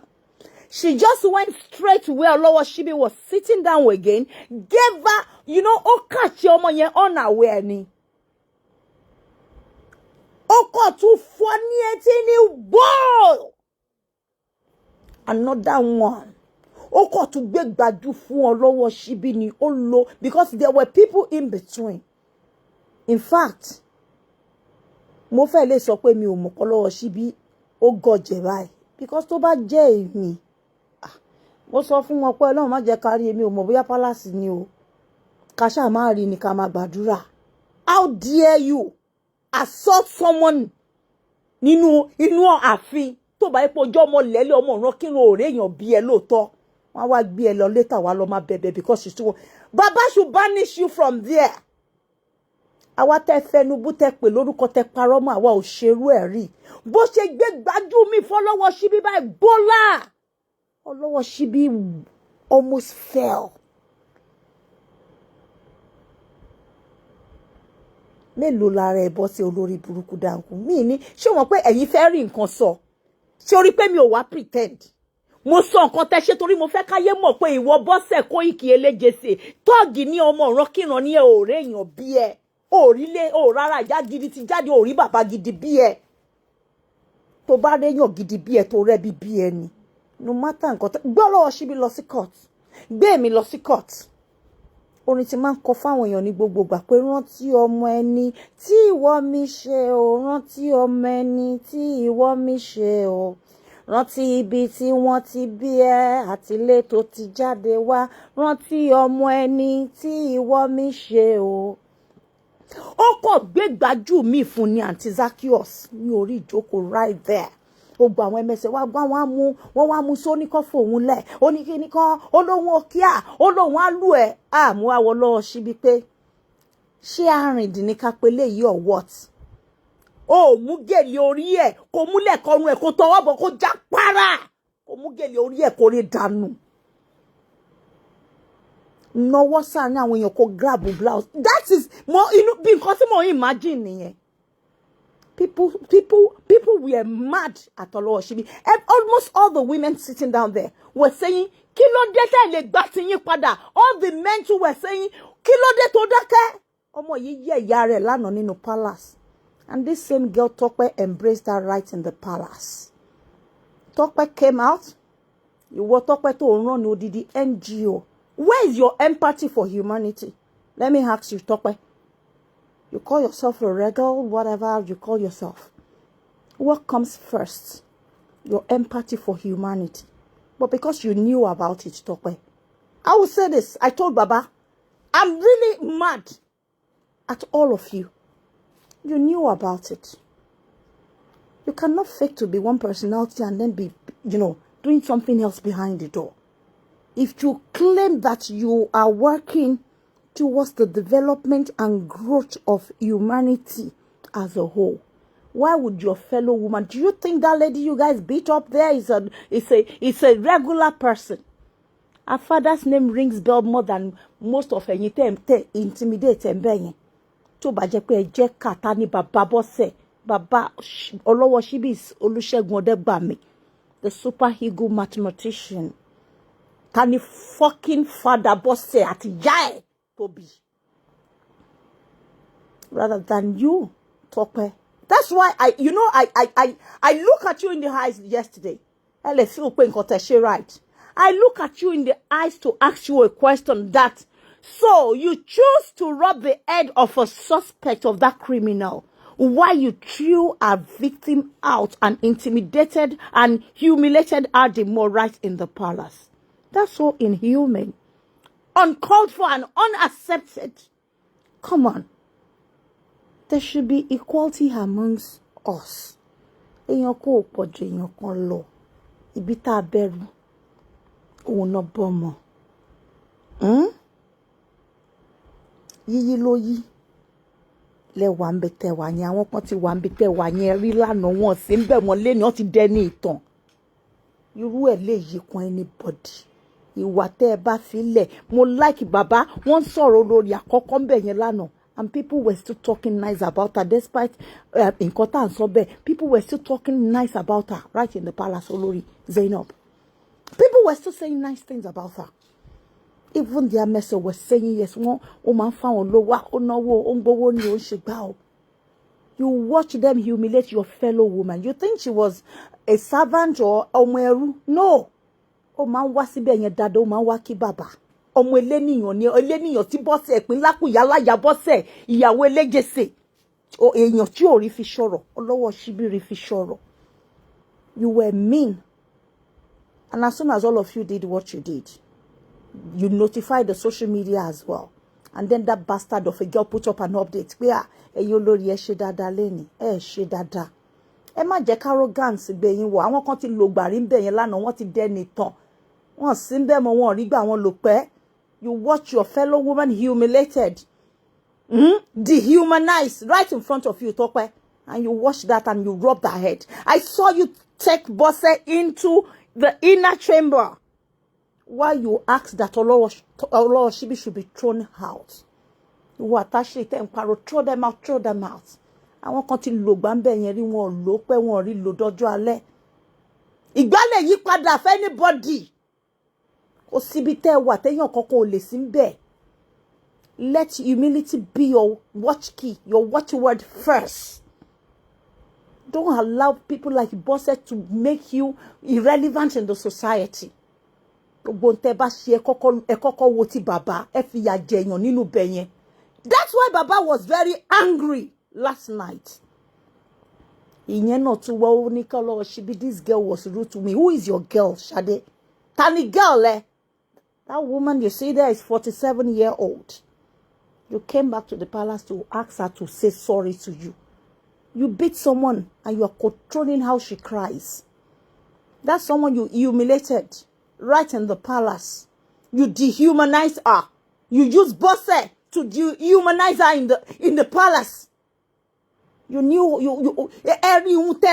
and you are still calling the security to come and throw people out. In such situation, as an NGO, conventional, in such situation, wakoko gberu eyan beyin. Egbe si corner, won yin olori Aderonke obìnrin ni.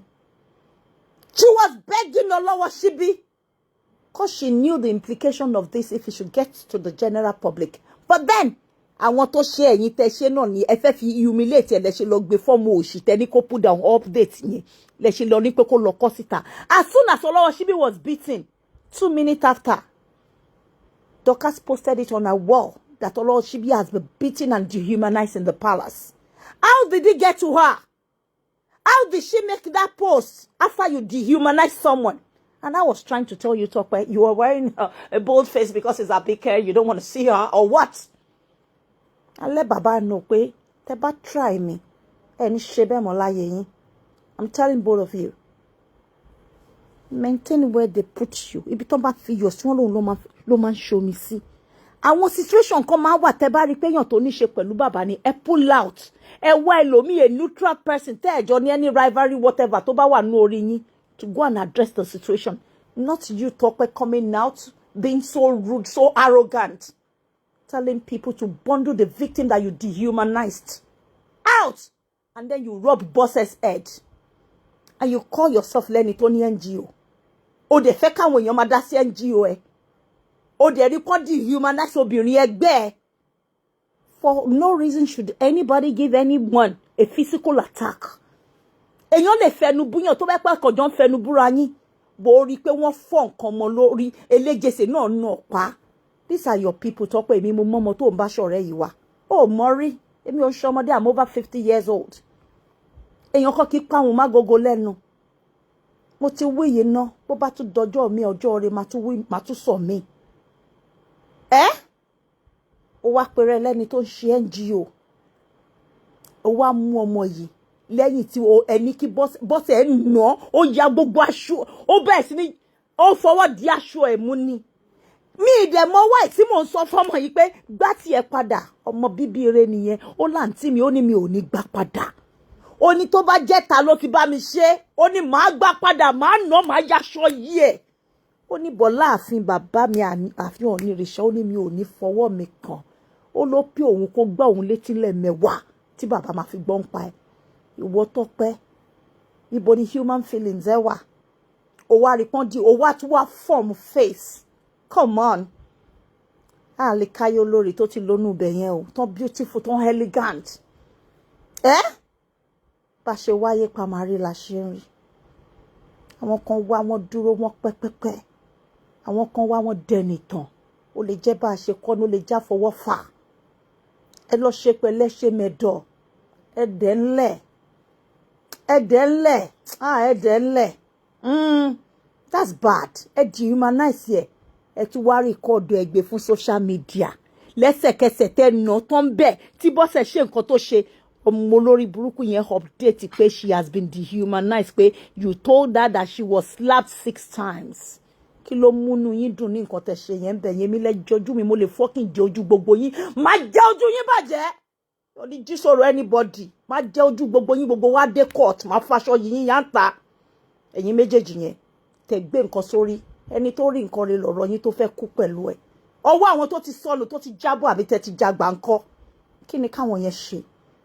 Kí ló ń gùn yín gáragàrà? Ta lẹ bá gbé sínú ilé lánàá bí kò ṣe ọlọ́wọ́ síbí? Kẹ́ má bẹ́ẹ̀, kẹ́ má bá Bọ́sẹ̀ wí. Ìwọ Tọ́pẹ́, Bọ́sẹ̀ mo sọ fún ẹ as I was leaving. But it was Bọ́sẹ̀ you were meant to push out. Òun ni predator. Òun ni suspect. Ọlọ́wọ́ síbí ni victim. How dare you? Ẹ wá mú ẹni tẹ́ dehumanize. Ó wá pàṣẹ, ó lágbára nìyẹn o. I'm not obligated to listen to whatever it is both of you have to say yesterday. But you know I honor Baba so well. Èèyàn ńlá ni Baba lọ́wọ́ mi, man. Èèyàn ńlá ni Baba mi. Mo pé gbogbo ọba tó kù mo fẹjọ́ ẹ̀yin méjèèjì sùn mo pa àwọn yèyé 1 2 mo jí fẹjọ́ ẹ̀yin méjèèjì yìí sùn pé ìwà kalẹ̀ wù. Ìwà Baba dára ṣe ń bá Baba ṣe. Ìwà Baba wa ṣe ojú ẹ̀yin Baba jẹ́yàn dáadáa. Òun nínú mi ṣe dùn nígbà tí mo débẹ̀ lánàá tí mo ń bọ̀ ẹ̀. Tó bá yẹ pé ohun tí Ṣadé Ashley wá ṣe lánàá tó wá sọ pé kọ́mọ ìsọ sorry. You see, listen Ashley, approach tó bá fúnyàn láyé yìí bí ìtọmọdé bí ìtàgbàlagbà ni wọ́n máa fi dá ẹ lóhùn padà. Wọ́n ní pọ́nra ilé kí wọ́n lè pọ́n ẹ lé. Bóyá àgbàlagbà mi bá wọ ọmọdé tó bá ṣọ́ra tó bá ní ọmọ tó rí ẹ̀fọ́ yẹn. Òun náà lórí ẹ̀yìn náà fọ́. Tó bá ní orí ẹ̀ jìbìjìbìjì tó bá fọgbọ́n sọ. Ó lè dákẹ́ bọ̀ tó bá lórí ọmọdé fọ́ tó bá mọ bó ṣe máa sọ ó lè dá padà fún ẹ. Gbogbo ohun tó máa baṣọ àlá yín jẹ́ kò yẹ kẹ́ ṣe. Bẹ́ẹ̀ bá pààyàn síbẹ̀ kẹ́ ṣe èèyàn léṣe sọ́run bàbá kí lẹ rò pé ó máa ṣẹlẹ̀. Ìwọ wo Bọ́sẹ̀ ìwọ Tọ́pẹ́ ó wá péré ń regal majesty. What is regal about your behavior yesterday? Why are you so inhuman? Someone was dehumanized right in the palace. You kept quiet. You rubbed the head of the suspect and you threw the victim out. Knowing fully well that she was dehumanized by your friend. You took her indoors, or Lord dodgy bosses in the palace, and you were asking that they should throw everybody out. I stopped there to ask you, where is Bosse? Why did you not throw her out? Perhaps that would have been the best. Kiniti mafiraye sọ̀rọ̀ bànújẹ́ fún Bosse, but ó lọ hide nígbà tó commit crime yẹn tán. Ọ̀rọ̀ social media ò kàn yín. You see me, anything that man song for Baba, I think I've caught off getting myself involved in it in the last 2-3 years. But my people here can testify to it. I deliberately told myself it's not worth it anymore. Because a whole lot of you mingle with bloggers behind. Or any 1 or 2 ways of getting, intertwined. But now a lot of things, our bloggers, involved. Tọ́mọ máa wà lájásí mọ́ yín lọ́wọ́ bá jásí wọn lọ́wọ́ bí gbogbo ẹ̀wọ̀nú ara wọn gbà mo rò tọ́ mo sún sẹ́yìn mọ̀jà màsálò nílé ayé tèmi yé mi tí mo fi dákẹ́ ẹ jẹ́ káwọn míì gbé níbi tá gbèdé tó nírèsè bá lóhùn òfin gbá mọ́ wọn lè tó ti fi ń kọ́ ṣé ìyàwó ọba náà ní ká pè yín àwọn ìyàwó ọba gidi lèyí tó máa rọ́ ọmọ tó ń nà ọmọ lọ́mọ tó ń nà tó máa ní ẹ fẹ́ dáràn sí wa lọ́rùn tó máa gbé onítọ̀hún dìde tó máa bẹ̀rẹ̀ sí ní bẹ́ẹ̀ pété bá jọ níjà níta ẹ lè jà níta ẹ má nà lọ́dọ̀ wa ẹ má sọ bàbá wa lórúkọ ẹ má nà bàbá wa lórúkọ ẹ má sọ bàbá lórúkọ because ẹni tó tí bọ́sẹ̀ gbá ojú ẹ̀ yẹn tọmọ yẹn bá ṣubú tó bá kú síbẹ̀ yẹn lánàá tọpẹ́ kí ló fẹ́ sọ kí ló ń gún ẹ̀ olórí wo náà fi síwájú orúkọ yín kí lẹ gbé tẹ̀ ń gbin ìgbà tí náà omi ìgbé dání gbogbo yín ò gbé nǹkan kan síwájú orúkọ yín orúkọ lásán ni gbogbo yín náà lẹ hangi lẹ side chick kò sí big deal kankan I told olórí Adérónkẹ́ yesterday. That's why I laugh when they call me side chick. Yes, everybody were probably on the queue, somewhere hiding, waiting for when it will be their turn. So there's no big deal. Woman saw that at time often. Yes, the people asking me that did KBSC eventually, of course. You see, Baba was not aware. Because blogger wọn ló ti gbé ọ̀rọ̀ yìí wá pé wọ́n ti ná lọ́wọ́ even Esabod was saying last night pé wọ́n ti ná Abike pa wọ́n ní àwọn olórí fìdí èmi jálẹ̀ kò sí bàbá lákùyà láyé olórí tó tó bẹ́ẹ̀ tó máa fìdí èmi Abike jálẹ̀ ilẹ̀ Yorùbá la wà pọ́n mi lé kí n pọ́n ẹlé olórí tó bá kọjá yẹ ilẹ̀ Yorùbá lọ gbáyàn lójú ẹgbá olórí náà lójú padà. It's the way you present yourself to people that you are going to be addressed. This is a gross misconduct. Baba has attended to it, but I told Baba because Bose was still threatening Olowo Shibi last night in front of Baba. Bose ń sọ fún Olowo Shibi Olowo Shibi ma fuck e ma double fuck ìpínlákù yálà já ẹ Bose bó ti ẹ and ibikíbi tó bá wà. Ìpínlákù yálà já ẹ ó ní what it takes to fuck people. Àwọn olórí Baba ló enable ẹ lánàá ko so dàbí nǹkan tẹ́ ti set gbogbo yálà jẹ́ wa nta. Èmi ló máa lọ tẹ̀lé bẹ́yìn. Ma seri ye mo giri mo san lórí mo dúró de jo tiro ọwọ́ yẹn o ma rò pé nǹkan tí ma ṣe fún yín ẹ rò pé mo ti gbó alápatà ló ma pè mí born and raised in Èkó lèmi Olowo Shibi know they go but ó jọ mí lójú because èmi ò believe pé ọmọ tí mo train kankan lè ṣerú nǹkan bẹ́ẹ̀ yẹn èmi san lórí èmi ò ní sùúrù which kind thing mi ò ní kọ́kọ́ wá gbá ẹbọ pé kọ́kọ́ wá gbá mi kí ló máa lọ ṣe now. Ẹ wo ìjọ tó ti máa ń pariwo mi ìjọ tó ní Esabod sake ká wá lọ́jà ẹ rí mi kí n súnmọ́ gbogbo bó ṣe ń ṣe lẹ́yà tó ń jà tó ń ṣe bí mo ṣe káwọ́ gbénú mi rè tó ń fi sọ mí di ká mi ò ráyè ó wá lo fast one of me kó máa jẹ lọ Olowo Shibi dọ̀dẹ̀ nítorí bàbá ẹ̀yin olórí wá wà ńbẹ̀ the next thing wọ́n sọ pé throw them out throw who out ẹ̀yin tó bẹ̀ láti gbórí jáde ńgbà tó lórí kan náà rè ní tí gbogbo yín forí pamọ́ kọ́lọ́kọ́lọ́ káàkiri tẹ́ tó bẹ̀ tó bẹ̀ rí wọ́n ti fẹ̀yìn náà pamọ́ rí ẹ wá humiliate ẹ embarrass ẹ jáṣọ yìí lára ẹ wo ti bàbá ló ń bẹ ọmọ yìí lánàá olórí aládé ló ń bẹ ọmọ yìí lánàá bàbá ohun tí gbogbo yín ò lè ṣe tẹ́ gọ̀ torí ọ̀rọ̀ ò gbọ́dọ̀ déta àmọ́ fúnra yín náà lẹ lọ kọ́ síta lèmi ṣe wá ń ṣe tèmi lálẹ́ yìí bẹ́ẹ̀ ṣe ná tán lẹ́yìn fọ́ọ̀mù blogger yín lẹ́ni kọ́kọ́ síta pẹ́ ti ná gbogbo ẹ̀ ló wà lọ́wọ́ mi mo ti gbé wọn fọlọ́pàá lè bẹ̀rẹ̀ sí ní kọ́ pé ẹ ti ná o ẹ tẹ̀lé ti nà mí mo ní kò ní ọ̀hún ní bípọ̀n rí kankan nù yín rè àsìkò yín lẹ̀ ń lo ìgbà òde lọ bí òréré ẹ kàn rántí pé àwọn kan ti lò lánàá short time yẹn lè bá anybody lórí tẹ̀ decorum yín dà manners yín dà where's your empathy for humanity? It was so glaring that Olowo Shibi did not do anything to this lady. She didn't go for her first. Elejese too, gbé ọ̀pá ó fọmọ Olowo Shibi lánàá ní inú palace. taking side. I was worun nǹkan tèmi ṣe. Bọ́sẹ̀ ó assault èèyàn physically. Ọlọ́wọ́ ṣíbí wá ń bú eléjèsè. I faced Ọlọ́wọ́ because ó ń dùn ó wá ń bú ọba yẹn pé ìwọ bàbá òṣì torí bàbá yẹn bú bàbá ó bú ìyẹ́ ó pè yẹ ọba yìí ń pè ìyá Ọlọ́wọ́ ṣíbí pé ìwọ ọmọ ìyá aṣẹ́wó ìwọ ọmọ àlè.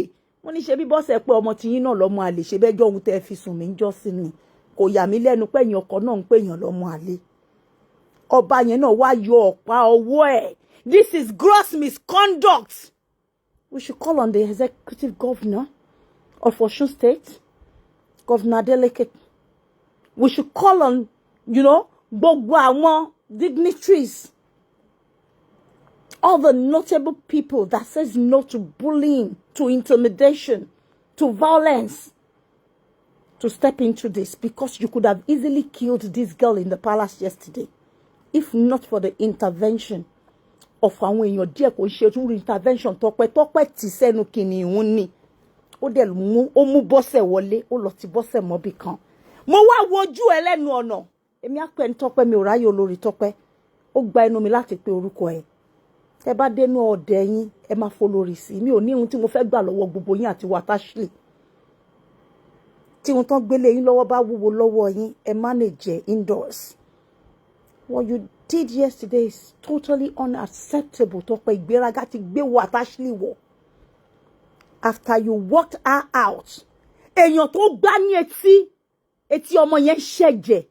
Ẹ rò pé kò lè lùpa fún yín ni kò lè ná Bọ́sẹ̀ padà. Ó fi ọwọ́ yẹn wọ bàbá ẹ̀ ni. Ó ṣèwọ ọmọ kọ. Ọlọ́wọ́ síbí jẹ́ ìyá yín ó fi ṣètò ọmọ kọ. Ó fi ṣètò ọmọ kọ.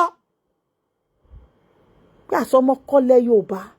Èèwọ̀ ni ká máa jà nínú palace olórí burúkú ọmọ àlè ọmọ játijàti ọmọ ọ̀ràn kírun tẹ́ gbé wá Bọ́sẹ̀. Òun ló wá babẹ̀ jẹ́. Mo sọ bàbá pé gbogbo ohun tẹ́ ń sọ yìí mo ti gbọ́. Àmọ́ níwọ̀n gbà tán ti gbé lọ fáwọn blogger wọn pé àwọn ti yẹ̀yẹ́ wa o. I have to come out and say my own part. Bẹ́ẹ̀ ni mo sọ. Ẹ lè mú mi kí n má ṣe rebuter Tọ́pẹ́. I saw what you did clearly yesterday. It's totally unacceptable. Ìjọ tó bá bọ́ ohun tó ń pè lólórí yẹn lẹ̀. Dúró bọ́lọ̀ ń ṣe dẹ́ kó wò pé ṣókù síbi kankan ṣe bí ìwọ ló máa ń yí bàràbàrà báyìí. Ẹ̀yin ilé tó bá gbórin Jésù wá káwọ́ sókè bíi ti ìyá Òṣogbo báyìí wá máa ń yìn Jésù. Ibo lẹ̀mí Jésù yẹn wà ń yú Tọ́pẹ́. Nígbà tó ń na obìnrin ẹgbẹ́ tó bá jẹ́ ẹ̀gbọ́n ẹ̀ ni. She's 47 years old kò kí ń ṣọmọ ọ̀ràn kíran. Ó réyàn bí ó rí ìyá bí ó rí bàbá bí. Tó bá jẹ́ ẹ̀gbọ́n ẹ̀ ni àbí wọ́n ti pé 47. Kò ń ṣe ọmọ ẹrú kò ṣiṣẹ́ fún mi bí ẹrú o. Ó tẹ̀lé mi bí àbúrò mi ọmọ bàbá dẹ̀ ni. Ó ti dáná fún ìtẹ́yẹn rí láìmọye ìgbà. Tó bá ń sùn tí bàbá bá gbé dìde pé lọ ṣe nǹkan báyìí wá fún mi mi ò ní. Wọn ò bí dá ó máa ṣe. Àfin bàbá ìsàfin tí ọmọ yìí lè wọ̀ ní gbogbo gbà kó wá béèrè nǹkan lọ́wọ́ bàbá because afúnimásìrègùn ni bàbá. Aṣọre má wo bẹ̀ ni bàbá. Gbogbo wa la mọ̀ pa aṣọre má wo bẹ̀. Àánú ló ní lójú ló fi kó gbogbo yín ganjọ́. Lẹ́yìn gbogbo yín là yìí lọ. Bàbá dá ní. Bàbá dá. Ẹ̀yin wá ṣèkà bẹ́ẹ̀ yẹn dehumanize èèyàn. Ẹ wá make sure pé ó jẹ́gbà tí bàbá ò sí ńbẹ̀. That's why bàbá was shocked lánàá. Àwọn ní àlejò. Àwọn wà nínú ilé lọ́hùn. Àwọn ò mọ nǹkan tó ń ṣẹlẹ̀. Àmọ́ ńgbà tí ìwọ tó pèrè ní mọ̀ bóyá kí lẹ pèrè yín yẹn. Tẹ́ rí pé ọ̀rọ̀ yìí ò gbọ́dọ̀ bọ́ta pé assault ló ṣẹlẹ̀ ní palace yìí. Tó bá jẹ́ èmi lẹ́yìn, màá wò onítọ̀hún wọlé. Àmàrà bàbá pé ó dá má bínú. Tẹ́ bá kúrò níbí bá ẹ lọ́jà because ọ̀rẹ́ ìwọ Tọ́pẹ́. Bọ́sẹ̀ is ọ̀rẹ́. You are friends. Both of you have been friends. Láti ìgbà tí Bọ́sẹ̀ ti ṣeṣẹ́ bí èmi ni mo gbé Bọ́sẹ̀ wá síbẹ̀. Tó bá jẹ́ ni tó ní kinní díẹ̀ ni wàá wò pé ẹni tó mú ẹ wá tó bá lè ṣe irú kàbá ẹ̀ fún. Ó gbọ́dọ̀ ìyàwó òde rẹ́dì láti sọ fún ẹtẹgbẹ́ Bígò. Ohun tó bá pọ̀ fún elétí náà ni kó wà nínú etí ẹ bẹ́ẹ̀. Àwa yóò jí sọ̀rọ̀. Bó ti pọ̀ tiẹ̀ náà sí mi létí rí pé ó wí pé ó sọ pé ń pa mi. Mo fa gbà jù yín lọ ni. Ọmọ tó ń túlé ni ní gidi gan. Gbọ́ pé kẹ́ wá mú ọmọ mi kẹ́ dehumanize ẹ̀ bẹ́ẹ̀ yẹn. Ẹ jẹyàn yín níṣu. Ẹ ní ṣerú ẹ̀ mọ́ láyé yín. Ìyẹn náà ń ṣe bí olúpẹkuru mọ́lẹ̀ olúpẹkuru nìyẹn náà ṣe. Can you people pé kí ló ń ṣe ẹ́? Lower it, girl.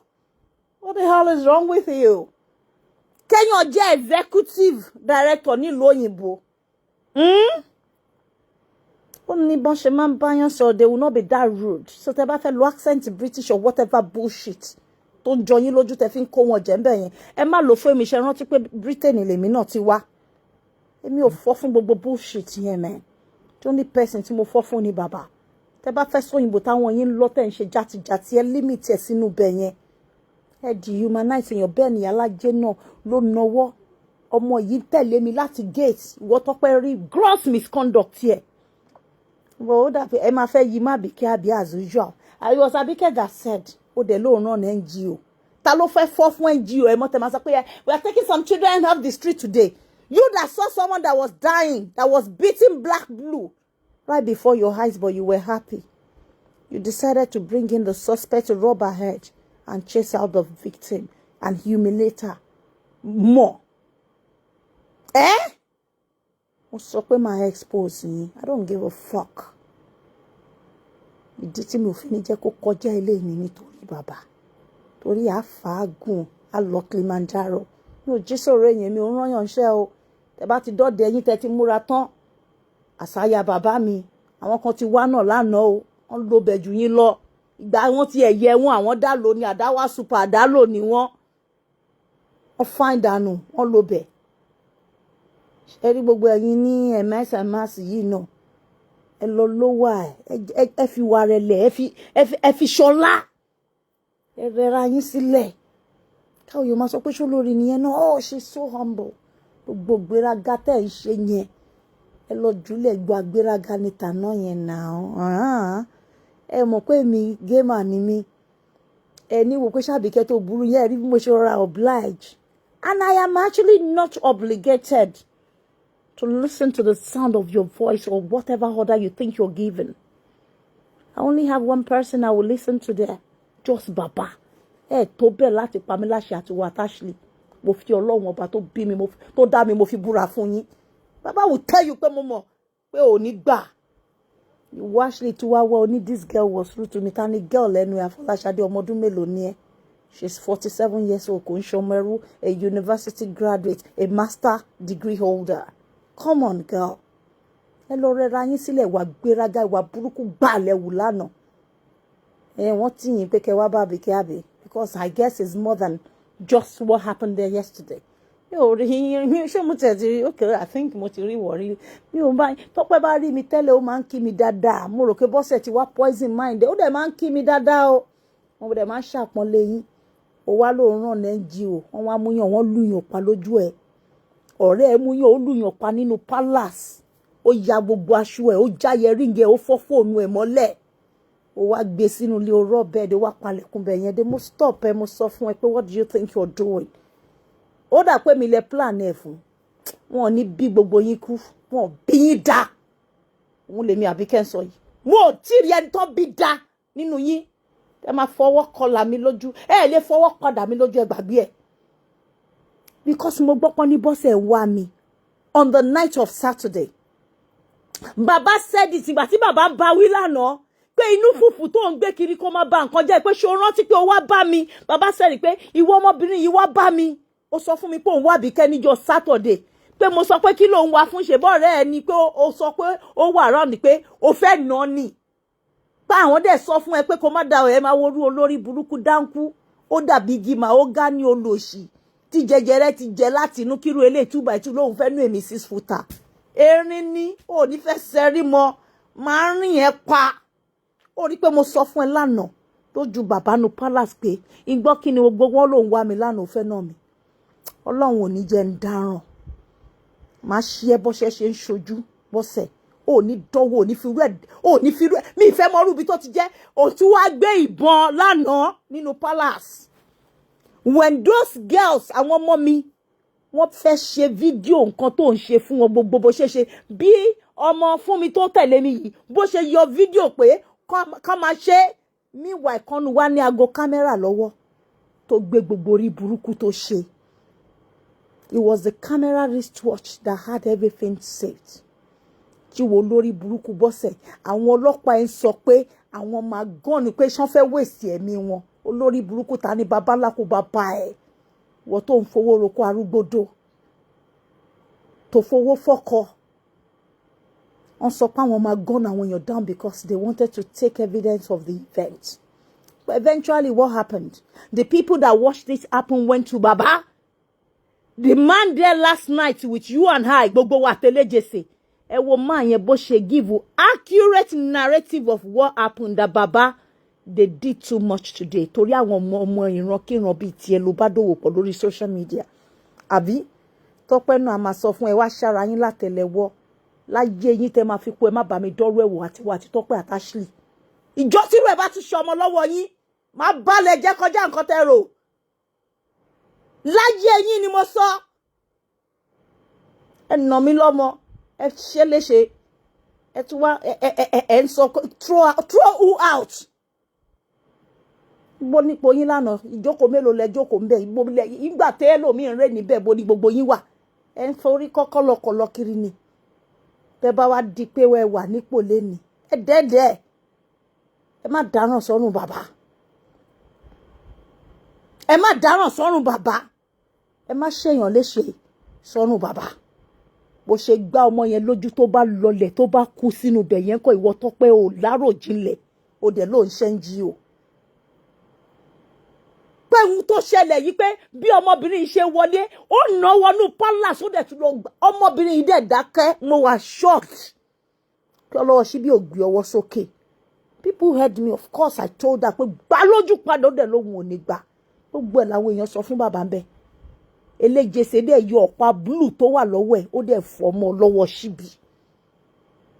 Eléjèsè náà fẹ́ parọ́ lójú bàbá lánàá ẹlòmíì náà kásẹ̀ eléjèsè lẹ́sẹ̀kẹsẹ̀ pé bàbá ẹ má sọ bẹ́ẹ̀ mọ́ ẹ má sọ pé kò ṣẹlẹ̀ pé ìbẹ̀lẹ̀ wà kí bàbá tó bá gbogbo yín pé irú wákàtìkàtì wo ìwọ ọmọ ọ̀ràn kíran ọmọ gọ́tà tí ò ṣe gbé sórí bẹ́ẹ̀dì ní ẹbọ̀sẹ̀ akóṣìbẹ̀rù ọmọ òfò oore ni mo ṣí ẹ́ ẹ fẹ́ commit crime ẹ fẹ́ pààyàn sí mi lọ́rùn kọ́ wá lé mi ni mo gbé wá sílé Ifẹ̀ kò ṣe ni mo ti ń gbé wá sílé Ifẹ̀ ó ti dáná fún wọn kí wọ́n bọ́ sí olórí burúkú káwọn olórí àwọn olórí tó fi ṣọ̀rẹ́ tó lálàá páwọn máa rí ipò olórí ọlọ́wọ́ síbí ń dáná nínú bẹ̀ yẹn tí bàbá bá ṣe nǹkan tí bá ní kó ká lọ kó wá lọ dáná ó dáná ó máa ṣe Chinese ó máa ṣe gbogbo ẹ̀ she is well recognized olópò ni kò dẹ̀ ń ṣe ọmọkọ́mọ gbogbo ohun tó dé yẹ̀yìn tẹ́ wá sórí social media wo lórí burúkú bọ́sẹ̀ tó ló bá olóṣì ọmọ ránù onídòkúdò yẹn ṣọ̀rẹ́ ìwọ náà ló gbé ẹ̀rọ fọ̀ wá bá bàbá bá ò bá any one of them ṣe tẹ́lẹ̀ ìwọ àti kí lórúkọ onílàrẹ lẹ́nu jẹ̀mbẹ́tẹ̀ olóyè wọn bẹ̀ oníkàtìkàtì yìí náà ni I've been on my own mi ò bàbá sọ lára wá nípa Àbíkẹ́ tí mo ti rí ẹnu bíbà gbẹ̀yìn last ọmọ mi wálé ọmọ mi wá kí mi o ìkí bàbá sọmọ ni ẹ má wádìí tó lórí burúkú ọmọ àlè ẹ wá ń béèrè lọ́wọ́ èmi pé kí ni mo wá ṣe láàfin bàbá ńlá kó bàbá bá ẹ Bọ́sẹ̀ Kóìkì olórí burúkú ọmọ.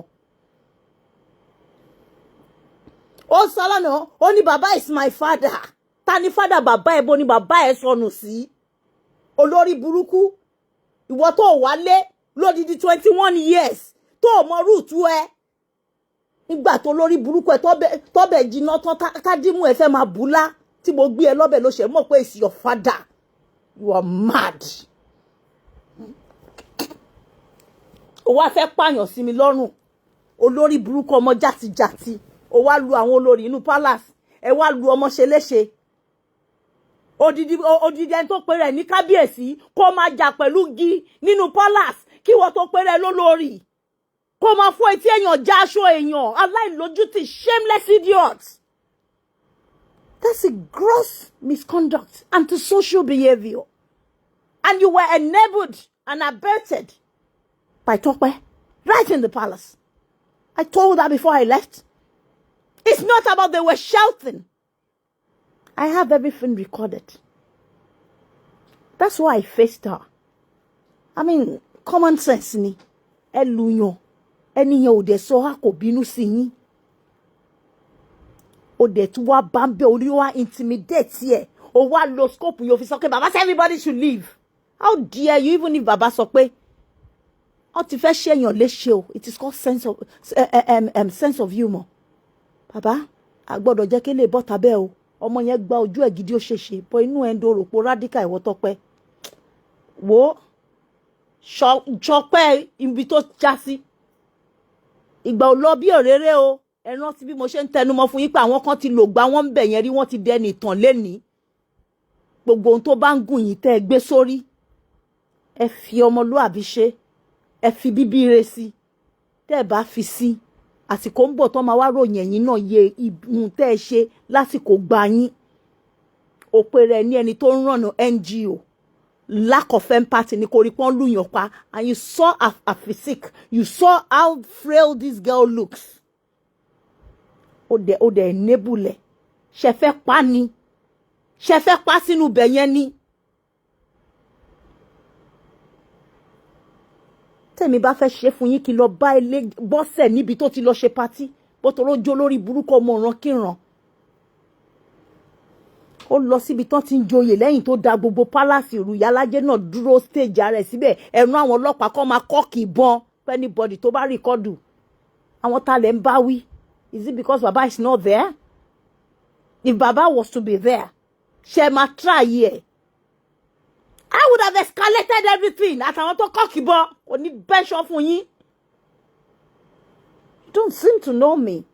If you know me well, you will not dare it with me at what Ashley. Kí lẹ gbé tẹ́ ń gbé, kí lẹ gbé rù. Kí lẹ gbé tẹ́ ń gbé, àwọn tó lọ bẹ̀ lánàá dà lẹ́ni. Wọ́n kọ̀ wánú ìwé tán ni kọ́kọ́ ló máa wánú tán tí yín náà tẹ́ bá kúrò ń bẹ̀. Àwọn wo lẹ ń ṣe gẹ̀rẹ̀gẹ̀rẹ̀gẹ̀rẹ̀ sí. Rubbish. Ọlá bàbá lẹ́jẹ́ bí ṣe sọ fún yín yẹn. A bá fa gbogbo àtúrà wa wà escalate gbogbo social media máa drag yín káàkiri. Ọmọ yẹn wà lọ́spítù. Ọmọ yẹn wà ní hospital báyìí. Ẹ dẹ̀ rọ́ọ̀bù orí Bọ́sẹ̀.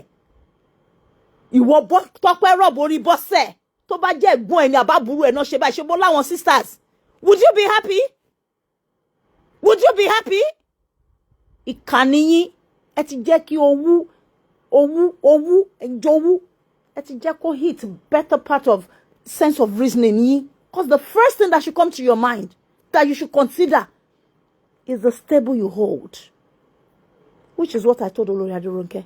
When Olori Aderonke heard about it, she has even called the girl today to say, how is she doing?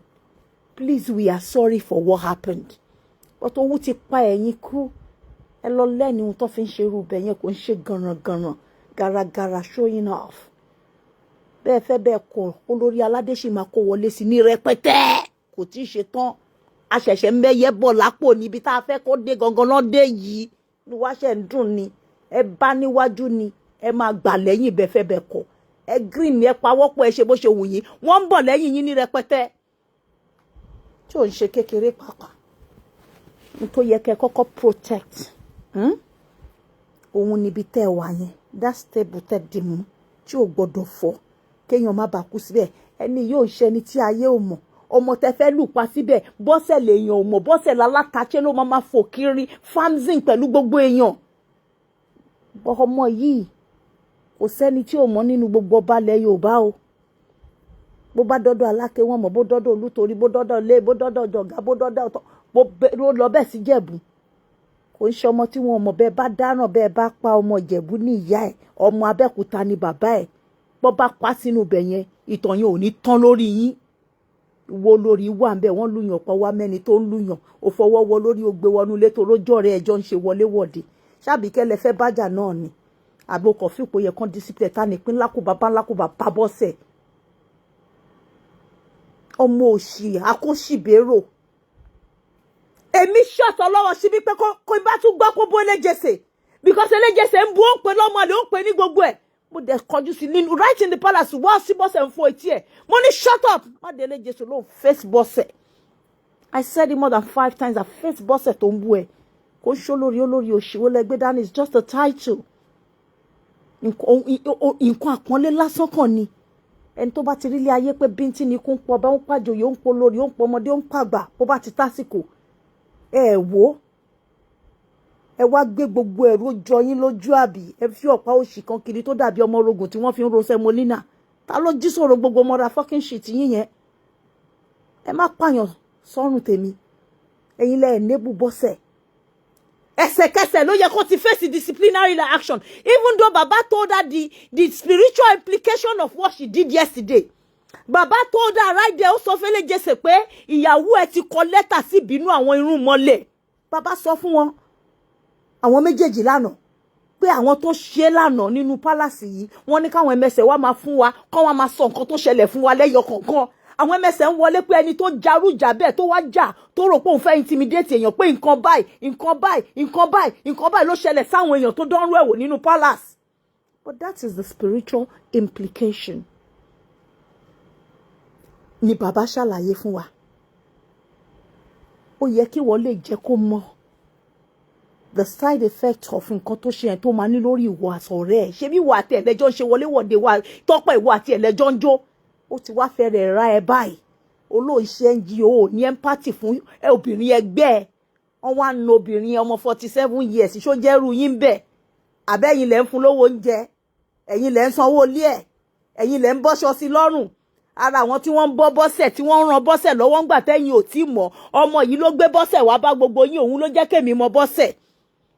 Ẹni tẹ́ ẹ nà yẹn ló gbé Bọ́sẹ̀ wá. Bí òun ò bá mu wá tí ò bá nínú re ni. Kò ní sọ pé àǹtí mi ẹ wá mí ti fan yín kan die hard fan yín. Toró gbé wá ní ìwọ Tọ́pẹ́ ṣe mọ̀, lèmi ṣe mọ̀. Nígbà tó gbé dọ́dọ̀ tèmi lèmi gbé dọ́dọ̀ Eléjèṣe, mi gbé dọ́dọ̀ Eléjèṣe níwọ́ mọ̀. Bẹ́ẹ̀mi ò bá gbé wá kí n wá fẹ́fẹ́ Eléjèṣe wọn náà ò lè mọ̀. Bó bá jẹ́ ẹni tó ní làákàyè wá kọ́kọ́ sọ fún pé ẹni tó mú ẹ débi no matter what má bá wọn jà, tó bá wá fẹ́ bá wọn jà má bá wọn dá sí. Tí bá ní kí n wo iye ọ̀rọ̀ ẹ tó ti sọ fún èmi pé wọ́n sọ nípa èmi kò yẹ kémi kí wo orí ìjọ tí mo wá síbi kíní bẹ́ẹ̀dẹ̀ Eléjèṣe tí mo rí wà àti ẹ̀ mo rọra fún ẹ ní stiff smile. Tó ṣe máa ní dábò ẹ̀ based on nǹkan tó ń sọ fún mi pé ó sọ nípa èmi. Nǹkan àbàjẹ́ táńráyé òṣèré dáradára wàhálà tí gbogbo yín nìyẹn. Wàá mọmọ lọ́mọ kan wá lùpà ẹ fi ń dọ̀rẹ́ àbí kan pa sínú bẹ́ẹ̀ kan pa ṣe máa wá wọ wọlé ni tó bá dákú bẹ́ẹ̀ yẹn tí ò jí mọ́ èèyàn tó wà anemic èèyàn tó wà asthmatic Tọ́pẹ́ Ashley ọmọ tó wà highly asthmatic ẹ wá pa síbẹ̀ yẹn tí ìgbájú tó gbé tó bá ṣubú ẹ sọ fún lórí burúkú ọmọ jàgídíjàgan ọmọ òfò tẹ́ ń gbé káàkiri pélé ayé gbẹgẹ́ gan mo lè jà mo lè sọ gbogbo bẹ́ẹ̀ ṣe rí mi tí mo máa ń ṣẹnu yìí ẹ lè bẹ́ẹ̀ mi Àbíkẹ́ nínú físíkà mo máa rọra máa pẹ́ onítọ̀hún dáadáa nǹkan yẹn ò ní gún mi kí ni mo fẹ́ fọ́ etí èèyàn aṣọ tán ìkíní bí ìjà bẹ́ẹ̀ ewédú ìkejì náà ń ṣe ṣaraṣaṣa get out of the can everybody get out of the kí ló ṣe ọmọ lálẹ́ lọ ẹ lọ dẹ́dẹ́ mìíràn ọ́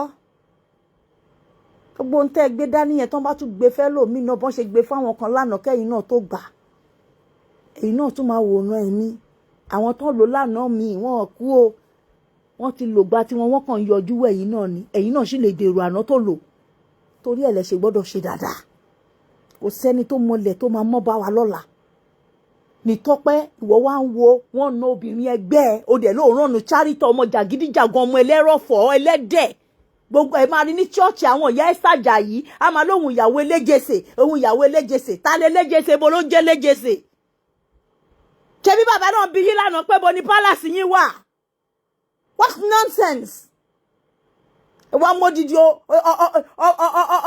obìnrin bí ẹgbẹ́ yín ẹ dehumanize ẹ dẹ̀ fọwọ́ ra ẹni tó ṣe lórí ó wá lọ ó kọjú sáà kan can you do your job can you get them out ìwọ àti ta ni má fúlò ẹ wọ́n padà rojọ́ wọ́n padà lọ fẹjọ́ sùn what are you feeling like kí ló rò báwo ló ṣe rò pé ó ṣe heavy tó a ti mọ̀ yín tẹ́lẹ̀ kẹ́ tó débi tẹ́wàá yóò àwọn tí ò mọ̀ yín tẹ́lẹ̀ la lè ṣe bẹ́ẹ̀ sí àwa mọ̀ yín tẹ́lẹ̀ kó tó dé ní tẹ́ ṣe bí mi nú ó bá ó já ìyá apá mi torí mi ò lè sọ̀rọ̀ nítorí bàbá kọ́sì máa balẹ̀ jẹ́ kọ́ ló já nǹkan á bá onílé wá bá nǹkan jẹ́ gan I will let it go ọlọ́wọ́ ṣe bí I better be alive tí anything bá ṣe ẹ jẹ̀bi láyé yín you will get mercy than you could ever imagine ẹ jẹ́ ká kọ̀ ṣe fílẹ̀ báyìí pé she better get well olórí burúkú olóṣì ọmọ apààyàn aláyé bàjẹ́ tẹ̀rù káàkiri tẹ̀rù pé yàn ni ọmọ onídọ̀tí tó máa kóṣìbá yín akóṣìbérò oníjẹkújẹ alátàché. Mo mọ̀ táìmọ́ báyìí mo lọ introduce ẹ̀ sáwọn convener NGO kan bó ṣe lọ bá àwọn yẹn náà nìyẹn tó lọ sọ pé ọ̀gá Chris kò mọ̀ wọ́n rí o mo ṣẹ̀ṣẹ̀ fún ní nọ́mbà ó sì wà lórí fóònù mi bí mo ṣe introduce ẹ̀ sí Chris. Táwọn yẹn sọ pé don't mind the people abusing Abike jagaban o ó rojọ́ òkété ó ní they are just envious of her they are just deeds of her. Àṣewèrè fẹ́ lọ bèrè àwọ́ọ̀dù ni ló bá lọ pé wọ́n ló bá sọ pé is it possible you give me something bigger than that of Abike jagaban? Do you have that kind of award? Àwọn yẹn wá bí later yẹn wá bí wọ́n ní what is your contribution in the society?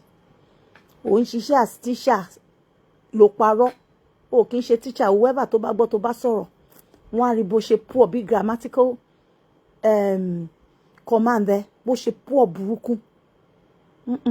Wàá sọ pé òun assist àwọn márùndín nínú kíláàsì ó ti yí ẹ̀jẹ̀ wọ ara ẹ̀. Ìwọ náà wá ń ṣe bí alára arówó wá wà lára owó wàá sọ pé òun ra mọ́tò I just bought a house. Gbogbo packaging tó nǹkó jẹ́ kán mọ̀ lóyìnbó láwa tí wọ́n bá láwọn ọmọ tó wà grown up ńgbà mi àwọn ẹlòmíì èèyàn méjì mẹ́ta nínú ilé wọn ti wà grown up wọ́n gba mortgage àwọn mẹ́tẹ̀ẹ̀ta náà wọn asán tó láwọn mẹ́tẹ̀ẹ̀ta náà jọ ń ṣiṣẹ́ wọn ọ̀dẹ̀ ready láti separate family àwọn èèyàn mọ̀ nǹkan tí mò ń sọ. Ìkà ní abáramóore jẹ ní ẹbọ́sẹ̀ ẹranko játijàti aláìnílàákàyè ní ẹ. Mi ìfẹ́ focus púpọ̀ lórí bàbá Eléjèṣe ó ti ṣí bàbá Eléjèṣe sílẹ̀ ó wọlá bàbá àmọ́ ìwo lórí burúkú ọmọ ẹranko játijàti aláṣọ pípọ̀ olùṣe onípọ̀kì lábíyá ìwọ kò jẹ́ ẹranko kò jẹ èèyàn ògbénú òkùnkùn ta fà sínú mọ́lẹ̀ onílara. I'm sure pé nǹkan tó bá wá ju pé o fẹ́ lọ bá kinní lọ bàbá gangan ló ń wá bí mo ṣe wọ ẹ̀ yóò dà pé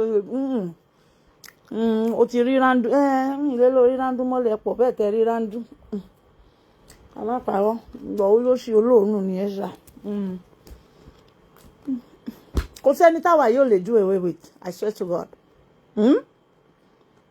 Ọlọ́run dá mi ní ìdápẹ́ pé kò sẹ́ni tí mi ò lè do away with láyé mi. Mi ò sí náà desperado ẹ máa wojú mi dáadáa o mo lákọ gan ẹ máa tẹ́tílẹ̀ gbọ́ lẹ́kọ̀ọ̀kan gbà mí. Ibi tó ti gbọ́ làbárí ayé mi tó ló fẹ́ sọ lánàá tí o mọ̀ pé sórí ìgbésí ayé tiẹ̀ gangan ó wà original ó wà link mọ́ àwọn blogger orí Facebook your last man tó fẹ́ bẹ̀yẹn. Èmi ni wọ́n ń pariwo lé ló ń sọ pé aṣẹ́wó gbogbo wa láṣẹ́wó kò séyàn kankan tó wà ń bẹ̀ tí ò ń ṣaṣẹ́wó gbogbo wọn náà ti dó wọn ta náà ti bímọ síta náà ti fọkọ síta bẹ́ẹ̀ ni ẹ jẹ́ ká gbọ́ràn very few nínú wọn ló fi omidan bẹ̀rẹ̀ ń bẹ̀ èyí tó pọ̀ jù nínú wọn adélébọ̀ ṣọ́rọ̀ adélébọ̀ àlòkù somebody to somewhere náà ni kò sí ohun tó fẹ́ fi bú mi tí ò sí lára àwọn tẹjọ́ ń plan yẹn. Mi ò dẹ̀ kí ń ṣèbú obìnrin gbogbo nǹkan ni kò sán pa mi yẹn they are just regular things I hear about myself. Ó wá ń pariwo lé mi lórí báyìí ní palace mo kàn rẹ́rìn ni torí mo mọ̀ kó wàá ṣẹ̀sìn àgbáyé wàá ṣẹ̀sìn láyé wọ́n á gbọ́ lọ́rùn àwọn tó rún ẹjọ́ jẹ̀ka ẹjọ́ jẹ ní àánú ẹ ṣẹ̀sìn àgbáyé bí bàbá ṣe sọ fún ẹ pé o ti kọ lẹ́tà sí ìbínú àwọn orúnmọlẹ̀ wàá rí ìbínú àwọn orúnmọlẹ̀ torí ó bà nǹkan jẹ́ nínú palace jọ nǹkan ẹ̀yẹ èèyàn kan. You should be banished from the palace for attempting láti ṣe ọmọ lọ́mọ léṣe sínú ibẹ̀ yẹn. That's physical assault, harassment. Harassment ni. Gross harassment. Ó gbé gbájú fún yàn látẹnu ọ̀nà ó sẹ́rí mọ́ giri. Ó mọ̀ọ́mọ̀ ṣe náà. Ìwọ olórí burúkú mi ìfẹ́ mọ́ bó ṣe fẹ́ dàbí ẹranko ǹdí tó. Sórí pátá olórí burúkú ló yẹ kó fi gbé ẹ mọ́ ibi ìrú ẹ yẹn. Ẹsẹ̀ wèrè tó dàbí ẹsẹ̀ ọmọ oṣù mẹ́ta kórí púnpùnpún yẹn. Mo sọ fọ́lọ́ bí pé ṣé ò mọ̀já àwọn ọ̀pọ̀ ẹ̀jà kékeré ni ṣẹ́rù ń bẹ́ẹ̀ ni kò yé mi tó fi gbé gbajú kìíní fún ẹ̀kejì fún ẹ ó dẹ̀ káwọ́rọ̀ àmọ́ ó yé mi ó tún yé mi náà ibi tó ń bá pè lórí akèfín dólẹ̀ ó bọ̀wọ̀ fún bàbá ọ̀wọ̀ tẹ́yìn ò rí bá fún bàbá níbi tẹ́ ti ń ṣorí burúkú tẹ́ ń fàbò sí àti owú tẹ́ fi ń darí nǹkan tí ẹ̀ wo ẹ̀mí tó wà ń bẹ̀ pé ẹni tẹ́rí ìtàn bá pa ń kọ́ ẹ wá ń parọ́ ní she was rude to me. Rude to you how? Báwo ló ṣe approach ẹni tó rí yẹn ó jọ nobody àbí nígbà tẹ́yìn jẹ́ ìyàwó ọba. So you look down on people, you ridicule them, drag them. You don't do that because of your position. Bàbá, èmi bàbá máa pẹ́, bàbá pẹ́ láyé, èèyàn ni bàbá. Bàbá dédé jókòó báyìí, bàbá dẹ̀ máa rí driver ẹlòmíì, bàbá máa ní ìwọ wá bí kí lórúkọ ẹ? Ó lè ní Wàsíù, bàbá ní ibo ló ń gbé? Kò sẹ́ni tí bàbá ò lè bá ṣẹ̀fẹ̀, ibà. Bàbá, ìbà yín láyé. Ẹ pẹ́pẹ́pẹ́ bí pẹ́pẹ́ ti ń pẹ́. Tí n bá wo bàbá ń gbà mí tán bá bọ́n ṣe máa ń bú ara wọn. That's why most of the people they keep abusing him. Òun ló dẹ̀ jẹ́ kó gùn lẹ́mìí ló jẹ́ kó pẹ́ láyé. No, àwọn mẹ́sẹ̀ stop ẹ o. Àwọn mẹ́sẹ̀ stop ẹ. Àwọn mẹ́sẹ̀ bú gan kí n má parọ́. Wọ́n yẹ̀yẹ́. Àwọn mẹ́sẹ̀ mi lè parọ́. Nobody rub their head aside tó pẹ́. Àwọn mẹ́sẹ̀ bú. Gbogbo wọn dẹ̀ lọ́wọ́ bá bàbá ní wọ́n testify sí nǹkan tó ṣe lánàá. Àwọn MSS, no MSS supported her. They even antagonize Elejese, everything Elejese. Me, I don't kuma know them. But they just have to tell Baba the truth when Baba called them. Pé ìwà burúkú gbà ló wù lẹ́ni because Baba called everybody in to give him a narrative of what happened. Elétè làwọn obìnrin yẹn, wọ́n máa rí nǹkan kan sọ. Èmi dẹ̀ fẹ́ máa make bad. Èmi tẹ́ pé wọ́n paint mi white rí. Black náà máa ń paint èmi, ó dẹ̀ pay mi gan. Òun ni mo ṣe máa wà distinct. Kọ́ síbi tí máa gbàyọ sí yín tẹ́ bá parọ́ yín tán mi ò jí sọ̀rọ̀ anybody. Ṣé fẹ́ máa ṣe saint at this age? Hello, calm down. Wo ara ọmọ yẹn ò gbọ́dọ̀ má yá o. Ìkọ̀kọ̀ ò gbọ́dọ̀ ṣe ìwọ lórí burúkú olòṣì tó wá láti America tó wá physically assault èèyàn. Ojú àárín máa bo. Ṣé bí o ṣì ń threaten lánàá olòṣì ọmọ ọ̀ràn kírun adójútì ni. Wọ́n ń pe ọba ìwọ náà wá ń pe ọba olòṣì. Ìwọ mo níṣẹ́ ọmọ ọ̀ràn kírun tó rèyàn bí ẹ.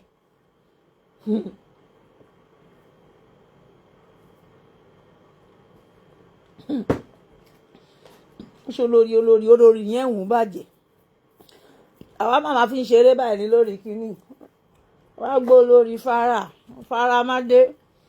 Olórí don become táyà kan máa ń já ṣeré. Gbogbo ìtẹ̀yìn gbé gẹ́gẹ́gẹ́ yẹn kọ ẹ dìmú bí ẹni pé ọ̀la ò ní dé mọ́. Kí la gbé wá sáyé kí là ń gbé lọ. Ẹ̀yin gbọ́ bá tó jẹjẹjẹ títí. Típo ẹ̀ ò ṣí ni. Ó sí ó gbọ́ àsìkò sí kálukú ń lò àsìkò ẹni lẹ́ni lọ́la tá nìyí tó less than 5 hours yìí. Ní kò ṣúọ̀ fún yín. Béèyàn bá mọ̀ bẹ́ẹ̀ láyé yìí ẹ̀dẹ̀ẹ̀dẹ̀. Èèyàn wá lùyàn. Gbé kẹ́ bẹ̀rẹ̀ sí ní bẹ̀tẹ̀ gbogbo èèyàn dẹ̀ rí. Tí everybody rí tí wọ́n sọ pé inú bí everybody there were angry at this woman. And you know, Ọlọ́mọ ẹ̀ kí wọ́n rí èdì. Elejese too disappointed me. Even though I cautioned Ọlọ́run bí pé kò sí nǹkan tí ó lè ṣẹlẹ̀ because you people know me now. Inú ti bí mi rí Elejese no, but you know, I walked up to him last night. Mo lọ fohùn lẹ̀ fún wọn gidi gan bí mo ṣe ń bọ̀ inú bí mi. Kí lẹ̀ ń ṣe ògbólẹ̀ fún? Àwọn local government councillor mi ó wà náà tó ń govern ẹ̀yin kọ́tẹ́ǹtẹ́ ọ̀pá òṣì kiri ọ̀pá yín wèrè tó yẹ kán yọ lẹ̀ka rẹ̀ kán ti bọ́nú orogun àmàlà olóṣì. Kán fi ro àbùlà ọ̀pá òṣì wo lẹ fi ń tẹ̀lẹ̀ tẹ́lẹ̀. Wọ́n jágbà lọ́wọ́ mi inú yín wọ́n á ṣí gbogbo ìkíní ìdí umbrella tẹ́ ń lò tẹ́ lọ́ ń da lẹ̀kẹ́ olóṣò ń so lẹ̀kẹ́ bò yẹn. Wọ́n á ti bọ́nú omi gbóná wọ́n á fi ro màlà dànù kílẹ̀ ń pọ́nlé. Àwọn ò lè fẹ́ máa lo gàràjé fún. Ọba rọ́bà gidi àmọ́ba gidi o. Ọba tí ó bá respect ara ẹ̀ wọ́n á gbọ̀pọ̀ ọwọ́ ẹ̀ wọ́n á yọ gbogbo ń so lẹ̀kẹ́ wọ́n á fi ro màlà dànù wọ́n á fi ro lá fún. Ó lè fẹ́ máa lo gàràjé fún. Kọ́nà dìde sáà ń fojú kíní ṣó dákọ́ bá máa yọ ọ̀pá síyàn kó máa fọ ọmọyàn ìyàwó ẹ̀ ń fò etí èèyàn wọ́n ń fọ ọ̀pá mọ́. Ṣé fẹ́ pa ni? Ṣé fẹ́ pa ọmọ lọ́mọ ni lẹ́ni tẹ́pọ̀ òun ló mú ọmọbìnrin yìí wá fún yín? Wọlá orí ọjọ́ kan tí bàbá sọ fún yín lánàá ni pé ṣe wọlá orí ọjọ́ kan. Baba was not happy about it. The whole picture was so distasteful. very gross, unacceptable. Ẹ̀yin kan wá ń wẹ̀ wá gbó lórí sórí rádàdà pé kẹ́ sọ pé ẹ má ṣerú ẹ̀ mọ́ nírú bíbá yìí o, ẹni ẹlẹ́ni ló fọ́ létí pé ẹ má ti jẹ́ kó bọ́ta. Ó wá lọ pé àwọn kìíní ẹ tí wọ́n ń kọ́ sórí social media ọ̀dọ̀ blogger tí gbogbo yín lò ibi táṣìírí yín ti tú nìyẹn tó bá yẹ náà ẹ̀yin olórí. Báwo ni gbogbo ohun tó ṣẹlẹ̀ nínú palace ṣe hit orí wọ́ọ̀lù ọmọ tẹ́ ń gbéṣẹ́ fún within 5 minutes? How did he get there? I'm asking you. It was all premeditated, arranged. Ìwọ tọ́pẹ́ dẹ̀ ń gbèsè olórí yẹn get into your head àbí? Èmi jọ ọmọ nú ẹ àbí? Wọ́n ti select yín, wọ́n ti choose ẹ. Ẹ má jẹ́ n sọ̀rọ̀, man. Let me just leave it there for Baba's sake. Let me leave it there. Let me leave it there. But she better be okay. Right? Ẹ tell àwọn governor wọ́n rẹ̀ yín. Pẹ̀lú àwọn notable people. Just all because of Baba. All because of Baba. Orúkọ Baba ni gbogbo yín lò. Kò sí lórúkọ tẹ́ fẹ́ lò. Láì ṣe pé ẹ kọ́kọ́ wá sọ́dọ̀ ẹ lò. Gbogbo yín ṣe gbọ́dọ̀ lò. I came as Abike jagaban. Ẹ ń bá àwọn èèyàn gidi ẹ fẹ́ lọ sọ́dọ̀ Governor Adeleke, Mrs. Titi Adeleke. Kí ni kan ti máa gbọ́ pé nínú palace ẹ fẹ́ lùyàn pa. Wọ́n fọ́ etí èèyàn. Assault, physical assault right there in Osun State. Baba was not aware of it. And he has done his best when he heard about it. Wọ́n ti kọ́ fún yín. Wọ́n bẹ ọmọ yẹn. Wọ́n tún compensate ẹ̀ lánàá. Ó ná bàbá lówó tí bàbá ń sọ bẹ́ẹ̀. Bàbá ń bẹ́ẹ̀. Bàbá àgbà yín àdálẹ́ lágbára Ọlọ́run. Ẹ̀rẹ̀ mi ló gbà yín. Ẹ̀rọ là lò. Ara wájú yín ò ní dèrò ẹ̀yìn. Ẹ ní rí wàhálà ẹ ní dààmú. Ọlọ́run àtúbọ̀ máa fún yín lókun àtagbára. Tẹ́ máa fi ṣiṣẹ́ tọ́lọ́run gbé lé yín lọ́wọ́ yìí.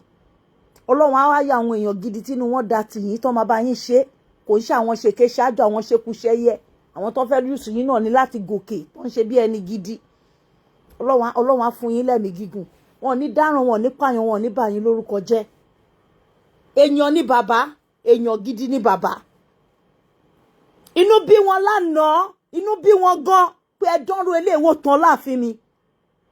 Ìwọ lórí burúkú ọmọ òṣì wọn gbọ́dọ̀ bá ní ìṣẹ́ ní gbogbo ilẹ̀ Yorùbá. Ìwọ Bọ́sẹ̀ Kóyìkí eléjèsì. Máa ń Kóyìkí yẹn ó ti ní káyé forúkọ òun sínú orúkọ ẹ pé òun ti kọ̀ ẹ́ l'Amẹ́ríkà. Ẹni burúkú ni ẹ́, ọmọ òṣì. Ó tún brag lánàá ó lóun máa pa. Àní níwájú bàbá. Bàbá just left her pé ó dà pé ó mọ implication nǹkan tó ṣe o. If you know, ó ní sọ̀rọ̀ pé àwọn rúmọlẹ̀ á bínú sí ẹ. Nonsense. We are going to be tagging and asking Baba for disciplinary action. You should be banished. Ẹni bí ní ẹ̀ka ní ẹ. Olórí burúkú ọmọ. Ẹni tó mú ẹ débì kan. Ẹni tó mú wá kó da fún ẹ. Ìwọ tó jámọ́ nǹkan kan tó rí ìyá bí ẹ tó rí èèyàn bí ẹ. Ó lọ ṣì. Ìwọ tẹ́ pé skirt àwọn Sàlámọ́tù ó lọ ṣì. Àti blouse àwọn ìsáórà ló ń wọ̀ káàkiri l'Amẹ́ríkà táṣọ ò bá ra mọ́ mú. Òbó rí ọkọ ẹ náà tó fi foil paper ṣe ṣù lánàá. Bastard. Ọmọ mi àyákù ẹ̀. Ó tí mo ya fiẹ́lẹ̀ kó ṣìṣe ẹ dáadáa. Kó ṣìṣe dáadáa. Mo fiẹ́lẹ̀ kó ṣìṣe. Kó ṣe pá lè sọ̀rọ̀ títọ̀ lẹ́kọ̀ọ́. Ní pẹ̀lú ọbọ̀ ẹ̀ jáwúra. O fẹ́ máa wọ palace, o fẹ́ máa ṣe bí èèyàn gidi. Àbíkẹ́ ti mú ẹ débẹ̀, ọlọ́wọ́ síbi ti mú ẹ débẹ̀. Ọmọ òṣì. Yeah, bí àwọn group home ló ń bá ṣiṣẹ́ àti school. Ṣé Maryland kan ló gbé ni? Màá tẹ̀ lọ wá.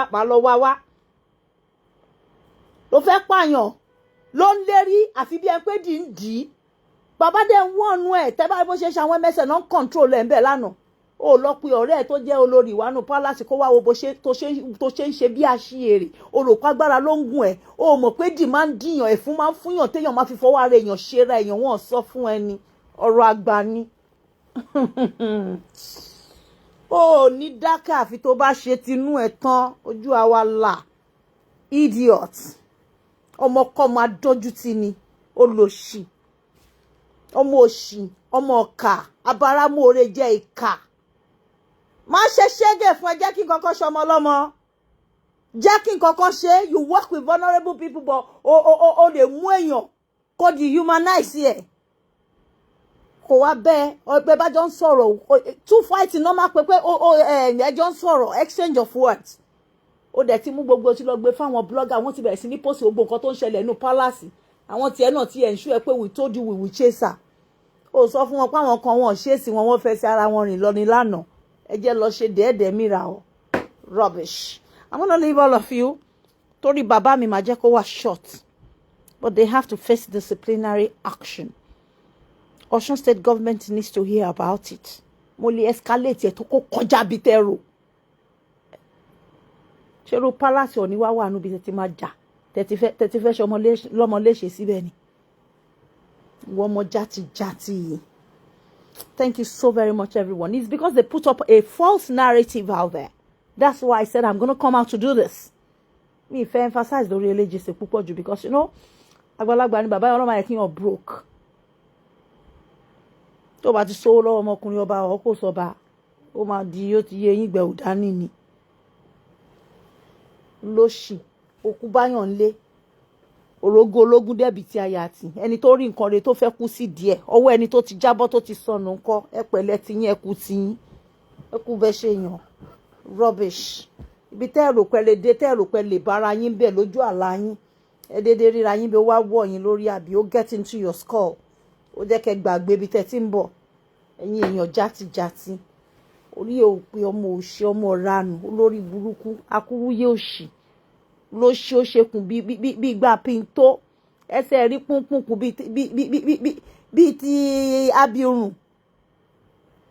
ẹ bá rí bó ṣe rí bẹ́ẹ̀ ló ń ranjú bí wèrè lánàá mo pé wọ olóṣì tí ń bá sẹ̀ ń kò gbogbo sáìsì ẹ̀ dàbí tàjọ nílẹ̀ tí ń bá fi ibi tó ṣọ́ọ̀pù yìí tí ń fi sẹ́ ní kò lóhun ti ní mẹ́ńtà ó ṣe máa ní mẹ́ńtà yẹn gangan ní lọ́wọ́ yìí ó dàárọ̀ má bínú yọyín akíbáyọ̀ mi ìmọ̀mọ̀ mi ò wágo ni I need to go and call ọlọ́wọ́ ṣíbíjàre fún mi ní nọ́mbà ọ̀wẹ́ fún mi fóònù ọ̀wẹ́ rárá fún mi níyẹn tó fi ń chat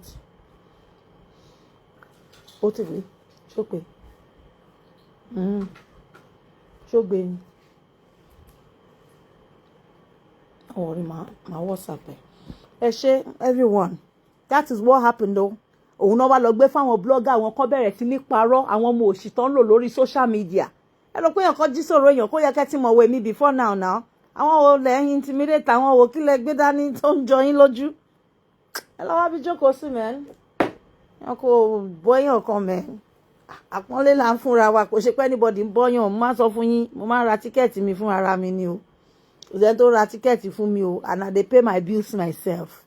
Ẹ má yẹ kó get wọnú orí yín o everybody ló ní nǹkan tó ń ṣe codedly one way or the other èèyàn tó bọ̀ ó lè pé ní kinní kan ò tó ti yé yín eléyìí ọmọ ọ̀ràn kírun olóṣì desperado tó kàn wábi tó máa rún rẹ̀ wọ̀ òun náà fẹ́ di somebody èmi wá jẹ́ mọ̀ pé orú ẹni ibi báyìí ni ẹ èmi á wá gbé ẹ wá màá wá ní mo wá fún ẹ lọ́kọ èmi àtẹlẹ́jẹsẹ̀ èmi yàrá máa fún ní ṣù kí n máa kó bàtà fún kí n máa fún lówó díẹ̀díẹ̀ bí ṣe máa ń fún bàbá ṣe fẹ́ nǹkan báyìí jẹ́jẹ́ ká máa fi pọ́nlé àsì bàbá wa lóṣì olórí burúkú ọmọ àfìgbà tó wá bá bẹ̀jẹ̀ ó tẹ̀ wá gbélé jẹsẹ̀ náà olóṣì ó wá ṣe bí ìgbà tán gbọ́ bá odidi èèyàn gidi èèyàn ńlá kan fún ẹ̀ olóṣì ṣáínṣáín la rí nínú ọ̀pá wọn lóbi ṣẹ́súrà wà nílẹ̀ kankan kókó ṣì lọ ọmọ òṣì ó dàbọ̀ everybody mo love yín ẹ jẹ́ busy wise can you stop that marry who ẹ jẹ́ ẹ fi mí lẹ̀ o ẹni tó lọ di pàǹpá ọ̀tẹ̀ pọ̀ gbogbo wọn ojú òtí ẹ̀ tì yín kí lẹ̀ ń já sí kí ló ń lé yín gangan bullshit eléyìí ó máa wà power drunk wọn ò gbọ́dọ̀ èèyàn tó bá jẹ́ òun ló fẹ́ ọba ta lọ sọ́dọ̀ wọn lánàá eléyìí á máa ti ní kó lọ má dá wà kó o máa fi bí àwọn èèyàn àtàwọn tó kù ẹ̀ náà wọ́n máa gbé sórí gan what are they sitting here for can't you hear kì í ṣe ṣùlí mo kàn ń wò wọ́n báyìí tẹ bá rí wà tí mo wù lánàá ẹ máa sọ pé Àbíkẹ́ ẹ̀yin kọ́ lélẹ̀ ọmọ gbọ́n ni mí náà èmi tí wọ́n pé tèmi lẹ fẹ́ wíwí àbẹ́yìn náà kọ́ ẹni tá ti mọ̀ kó tó dànà nìyí náà irú èmi kódò tó bá tójú ẹni kún báyìí kò kí ń gbéyàn lọ ẹ má máa ṣe story ojú mi ló ṣe e don tey wey I don dey see ẹ má form personality fẹ́mi mẹ́rin tẹ bá wọn tẹ fẹ́ impress opportunity lẹ́ni láyé lẹ ṣe wà ń bi tẹ́ wà yẹn o ẹ má fi intimidate anybody ẹ má fi oppress anybody ẹ wo olúwọ̀ sí tẹ fi ń láì mí náà ṣé táì lè sọ̀rọ̀ ni tí n bá fọhùn jáde á dàbí para fẹ́ sán ọ síbẹ̀ mo dẹ̀ humble yín àbí mo wá ṣe gọ́gọ́gọ́gọ́ kẹ́ lè serve sí mi lọ́wọ́ ni ẹ̀yin assholes fuck you all.